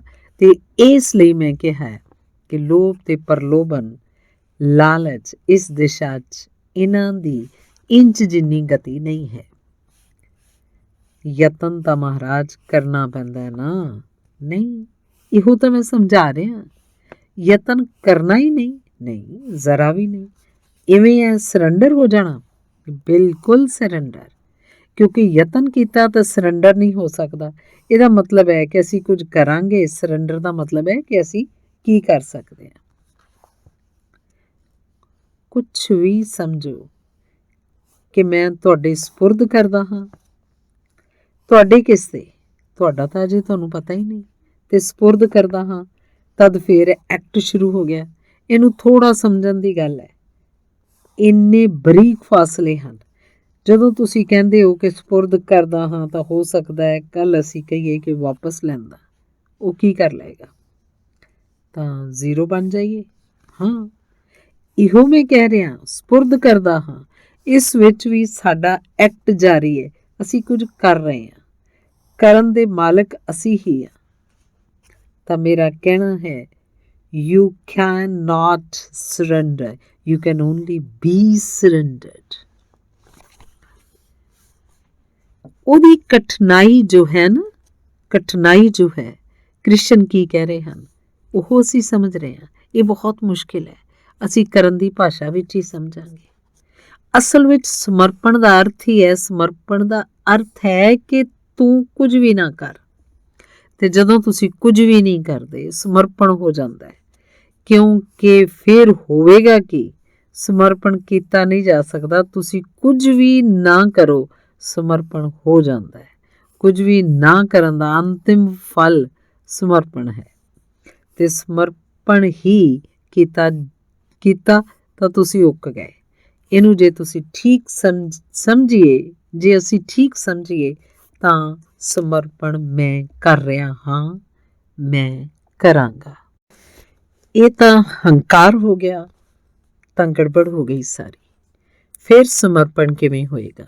ਨਹੀਂ, ਸਮਝਣਾ ਇਹ ਹੈ ਕਿ ਮੈਂ ਸਮਰਪਿਤ ਹਾਂ, ਸਮਰਪਿਤ ਹੋ ਰਿਹਾ ਹਾਂ। ਉਪਾਅ ਕੀ ਹੈ?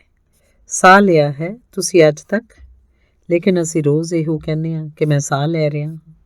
ਸਾਹ ਸਿਰਫ ਆਉਂਦਾ ਜਾਂਦਾ ਹੈ, ਕਿਉਂਕਿ ਜੇ ਅਸੀਂ ਲੈਂਦੇ ਹੁੰਦੇ, ਮੌਤ ਦਰਵਾਜ਼ੇ 'ਤੇ ਆ ਜਾਂਦੀ, ਅਸੀਂ ਕਹਿੰਦੇ ਥੋੜ੍ਹਾ ਠਹਿਰ, ਅਸੀਂ ਅਜੇ ਸਾਹ ਜਾਰੀ ਰੱਖਦੇ ਹਾਂ।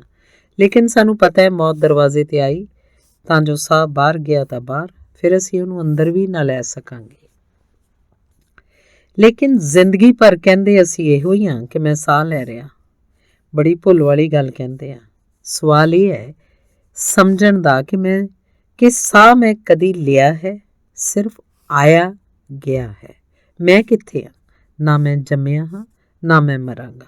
ਜਨਮ ਵੀ ਹੋਇਆ ਹੈ, ਮੌਤ ਵੀ ਹੋਏਗੀ, ਸਾਹ ਵੀ ਚੱਲਿਆ ਹੈ, ਵਿਚਾਰ ਵੀ ਆਏ ਹਨ, ਜੀਵਨ ਵੀ ਘਟਿਆ। ਜਸਟ ਹੈਪਨਡ ਕਿ ਅਸੀਂ ਕੁਝ ਕੀਤਾ ਹੈ। ਇਹ ਸੋਝੀ ਸਾਡੇ ਖਿਆਲ ਵਿੱਚ ਆ ਜਾਏ ਕਿ ਮੇਰੇ ਕੀਤੇ ਬਿਨਾਂ ਸਭ ਕੁਝ ਹੋਇਆ ਹੈ, ਇਹ ਸਮਝ ਆ ਜਾਏ ਤਾਂ ਹੁਣ ਮੈਂ ਕੀ ਕਰਾਂ? ਮੈਂ ਕੁਝ ਵੀ ਨਹੀਂ ਕਰਦਾ, ਜੋ ਹੋ ਰਿਹਾ ਹੋ ਰਿਹਾ। ਅਜਿਹੀ ਸਥਿਤੀ ਵਿੱਚ ਸਮਰਪਣ ਹੋ ਜਾਂਦਾ ਹੈ। ਉਹ ਤੁਹਾਨੂੰ ਕਰਨਾ ਨਹੀਂ ਪੈਂਦਾ, ਉਹ ਹੋ ਜਾਂਦਾ ਹੈ। ਤੇ ਜਦੋਂ ਹੁੰਦਾ ਹੈ ਤਾਂ ਤੁਸੀਂ ਵਾਪਸ ਨਹੀਂ ਮੋੜ ਸਕਦੇ, ਕਿਉਂਕਿ ਤੁਸੀਂ ਕੀਤਾ ਹੁੰਦਾ ਤਾਂ ਤੁਸੀਂ ਵਾਪਸ ਮੋੜ ਸਕਦੇ ਸੀ। ਤੁਸੀਂ ਕੀਤਾ ਹੀ ਨਹੀਂ, ਹੋ ਗਿਆ, ਤੁਸੀਂ ਉਹਨੂੰ ਵਾਪਸ ਨਹੀਂ ਮੋੜ ਸਕਦੇ। ਉੱਥੇ ਅਮਰੀਕਾ ਵਿੱਚ ਇੱਕ ਨਵੀਂ ਚਿੱਤਰਕਾਰਾਂ ਦੀ ਮੂਵਮੈਂਟ ਹੈ, ਉਹਨੂੰ ਉਹ ਕਹਿੰਦੇ ਹਨ ਹੈਪਨਿੰਗ। ਚਿੱਤਰਾਂ ਦੀ ਪ੍ਰਦਰਸ਼ਨੀ ਕਰਦੇ ਹਨ। ਜੇ 100 ਚਿੱਤਰ ਪ੍ਰਦਰਸ਼ਨੀ ਵਿੱਚ ਲਗਾਏ ਗਏ ਹਨ ਤਾਂ ਦਰਸ਼ਕ ਦੇਖਣ ਆਉਣਗੇ ਤਾਂ ਹਰ ਚਿੱਤਰ ਦੇ ਨਾਲ ਇੱਕ ਖਾਲੀ ਕੈਨਵਸ ਵੀ ਲਗਾਉਂਦੇ ਹਨ, ਤੇ ਖਾਲੀ ਕੈਨਵਸ ਦੇ ਥੱਲੇ ਰੰਗ ਤੇ ਬੁਰਸ਼ ਵੀ ਰੱਖੇ ਹੁੰਦੇ ਹਨ। ਫਿਰ ਦਰਸ਼ਕ ਦੇਖ ਰਹੇ ਹਨ ਤੇ ਫਿਰ ਦਰਸ਼ਕ ਨੂੰ ਇੱਕਦਮ ਲੱਗਿਆ ਤੇ ਉਹਨੇ ਬ੍ਰਸ਼ ਚੁੱਕਿਆ, ਉਸ ਖਾਲੀ ਕੈਨਵਸ ਉੱਤੇ ਕੁਝ ਪੇਂਟ ਕੀਤਾ। ਫਰਕ ਇਹ ਹੈ ਕਿ ਆਪਣੇ ਵੱਲੋਂ ਪੇਂਟ ਨਾ ਕਰਨਾ, ਕਿਉਂਕਿ ਆਪਣੇ ਵੱਲੋਂ ਕਰੋਗੇ ਤਾਂ ਉਹ ਬੇਕਾਰ ਹੋ ਗਿਆ। ਹੋਣ ਦੇਣਾ। ਉਸ ਸਿਚੁਏਸ਼ਨ ਵਿੱਚ ਜੇ ਅਜਿਹਾ ਪਕੜ ਆ ਜਾਏ ਤੇ ਹੋਣ ਲੱਗੇ ਪੇਂਟ, ਤਾਂ ਹੋਣ ਦੇਣਾ, ਰੋਕਣਾ ਵੀ ਨਾ। ਤਾਂ ਇਹਨੂੰ ਹੈਪਨਿੰਗ ਪੇਂਟਿੰਗ ਕਹਿੰਦੇ ਹਨ। ਉਹ ਕਿਸੇ ਨੇ ਬਣਾਈ ਨਹੀਂ ਹੈ, ਉਸ ਉੱਤੇ ਕਿਸੇ ਦਾ ਨਾਂ ਨਹੀਂ ਹੁੰਦਾ, ਉਹ ਹੋ ਗਈ, ਉਹ ਬਣ ਗਈ।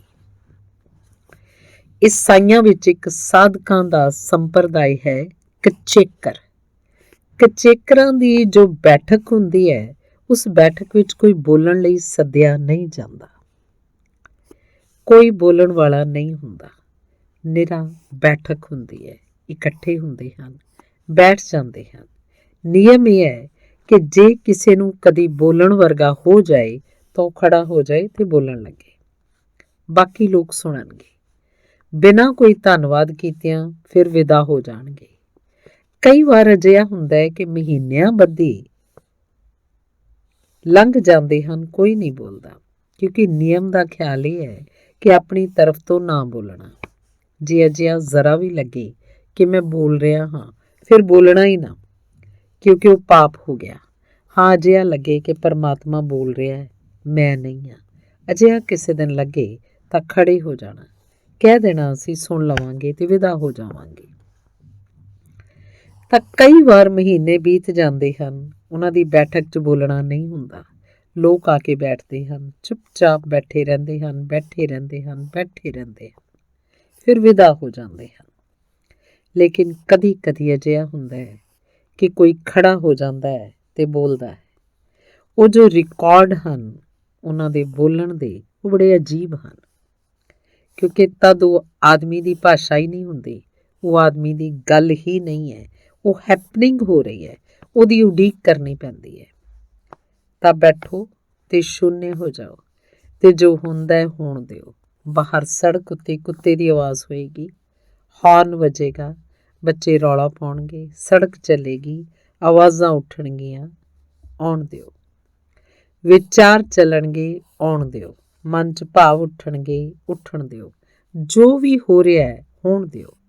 ਤੁਸੀਂ ਕਰਤਾ ਨਾ ਰਹਿ ਜਾਓ, ਤੁਸੀਂ ਬਸ ਸਾਕਸ਼ੀ ਰਹਿ ਜਾਓ, ਦੇਖਦੇ ਰਹੋ ਇਹ ਹੋ ਰਿਹਾ ਹੈ, ਇਹ ਹੋ ਰਿਹਾ ਹੈ, ਜੋ ਹੋ ਰਿਹਾ ਹੈ ਦੇਖਦੇ ਰਹੋ, ਦੇਖਦੇ ਰਹੋ, ਦੇਖਦੇ ਰਹੋ। ਇਸੇ ਦੇਖਣ ਵਿੱਚ ਉਹ ਪਲ ਆ ਜਾਂਦਾ ਹੈ ਜਦੋਂ ਅਚਾਨਕ ਤੁਹਾਨੂੰ ਪਤਾ ਲੱਗਦਾ ਹੈ ਕਿ ਕੁਝ ਵੀ ਨਹੀਂ ਹੋ ਰਿਹਾ, ਸਭ ਕੁਝ ਰੁਕ ਗਿਆ ਹੈ। ਤੇ ਤਦ ਉਹ ਤੁਹਾਡਾ ਲਿਆਂਦਾ ਹੋਇਆ ਪਲ ਨਹੀਂ ਹੈ, ਤੇ ਤਦ ਤੁਸੀਂ ਇੱਕਦਮ ਸਮਰਪਿਤ ਹੋ ਗਏ ਹੋ ਤੇ ਤੁਸੀਂ ਉਸ ਮੰਦਰ 'ਚ ਪਹੁੰਚ ਗਏ ਜਿਸ ਨੂੰ ਖੋਜ ਕੇ ਤੁਸੀਂ ਕਦੇ ਵੀ ਨਹੀਂ ਪਹੁੰਚ ਸਕਦੇ ਸੀ। ਤੇ ਉਹ ਮੰਦਰ ਆ ਗਿਆ ਸਾਹਮਣੇ ਤੇ ਦੁਆਰ ਖੁੱਲ੍ਹ ਗਿਆ ਹੈ। ਤੇ ਜਿਸ ਪਰਮਾਤਮਾ ਦੇ ਲਈ ਲੱਖਾਂ ਵਾਰ ਸੋਚਿਆ ਸੀ ਕਿ ਮਿਲਣਾ ਹੈ, ਮਿਲਣਾ ਹੈ, ਮਿਲਣਾ ਹੈ, ਤੇ ਨਹੀਂ ਮਿਲਿਆ ਸੀ, ਉਹਨੂੰ ਬਿਨਾਂ ਸੋਚਿਆਂ ਉਹ ਸਾਹਮਣੇ ਖੜਾ ਹੈ, ਉਹ ਮਿਲ ਗਿਆ ਹੈ। ਤੇ ਜਿਸ ਆਨੰਦ ਲਈ ਲੱਖਾਂ ਉਪਾਅ ਕੀਤੇ ਸਨ ਤੇ ਕਦੀ ਉਹਦੀ ਇੱਕ ਬੂੰਦ ਨਹੀਂ ਸੀ ਡਿੱਗੀ, ਅੱਜ ਉਹਦਾ ਮੀਂਹ ਪੈ ਰਿਹਾ ਹੈ ਤੇ ਬੰਦ ਨਹੀਂ ਹੋ ਰਿਹਾ। ਤੇ ਜਿਸ ਸੰਗੀਤ ਲਈ ਪ੍ਰਾਣ ਪਿਆਸੇ ਸਨ, ਉਹ ਹੁਣ ਚਾਰੇ ਪਾਸੇ ਵੱਜ ਰਿਹਾ ਹੈ ਤੇ ਬੰਦ ਨਹੀਂ ਹੁੰਦਾ। ਇਹ ਘਟਨਾ ਘਟਦੀ ਹੈ, ਇਹ ਤੁਹਾਡੇ ਘਟਾਏ ਨਹੀਂ ਘਟ ਸਕਦੀ। ਇਸ ਲਈ ਆਪਣੇ ਆਪ ਨੂੰ ਹਟਾ ਲੈਣਾ, ਆਪਣੇ ਆਪ ਨੂੰ ਵਿੱਚ ਖੜਾ ਨਾ ਕਰਨਾ, ਆਪ ਹਟ ਹੀ ਜਾਣਾ ਤੇ ਘਟਨਾ ਨੂੰ ਘਟਣ ਦੇਣਾ। ਬਸ ਇਹਨੂੰ ਹੀ ਮੈਂ ਭਗਤੀ ਦਾ ਭਾਵ ਕਹਿੰਦਾ ਹਾਂ, ਜਾਂ ਸਾਧਕ ਦੀ ਚੇਸ਼ਟਾ ਕਹਿੰਦਾ ਹਾਂ। ਕਹਿਣਾ ਨਹੀਂ ਚਾਹੀਦਾ ਕਿਉਂਕਿ ਚੇਸ਼ਟਾ ਨਹੀਂ ਹੈ ਇਹ, ਲੇਕਿਨ ਭਾਸ਼ਾ ਵਿੱਚ ਕੋਈ ਹੋਰ ਉਪਾਅ ਨਹੀਂ ਹੈ। ਧੰਨਵਾਦ।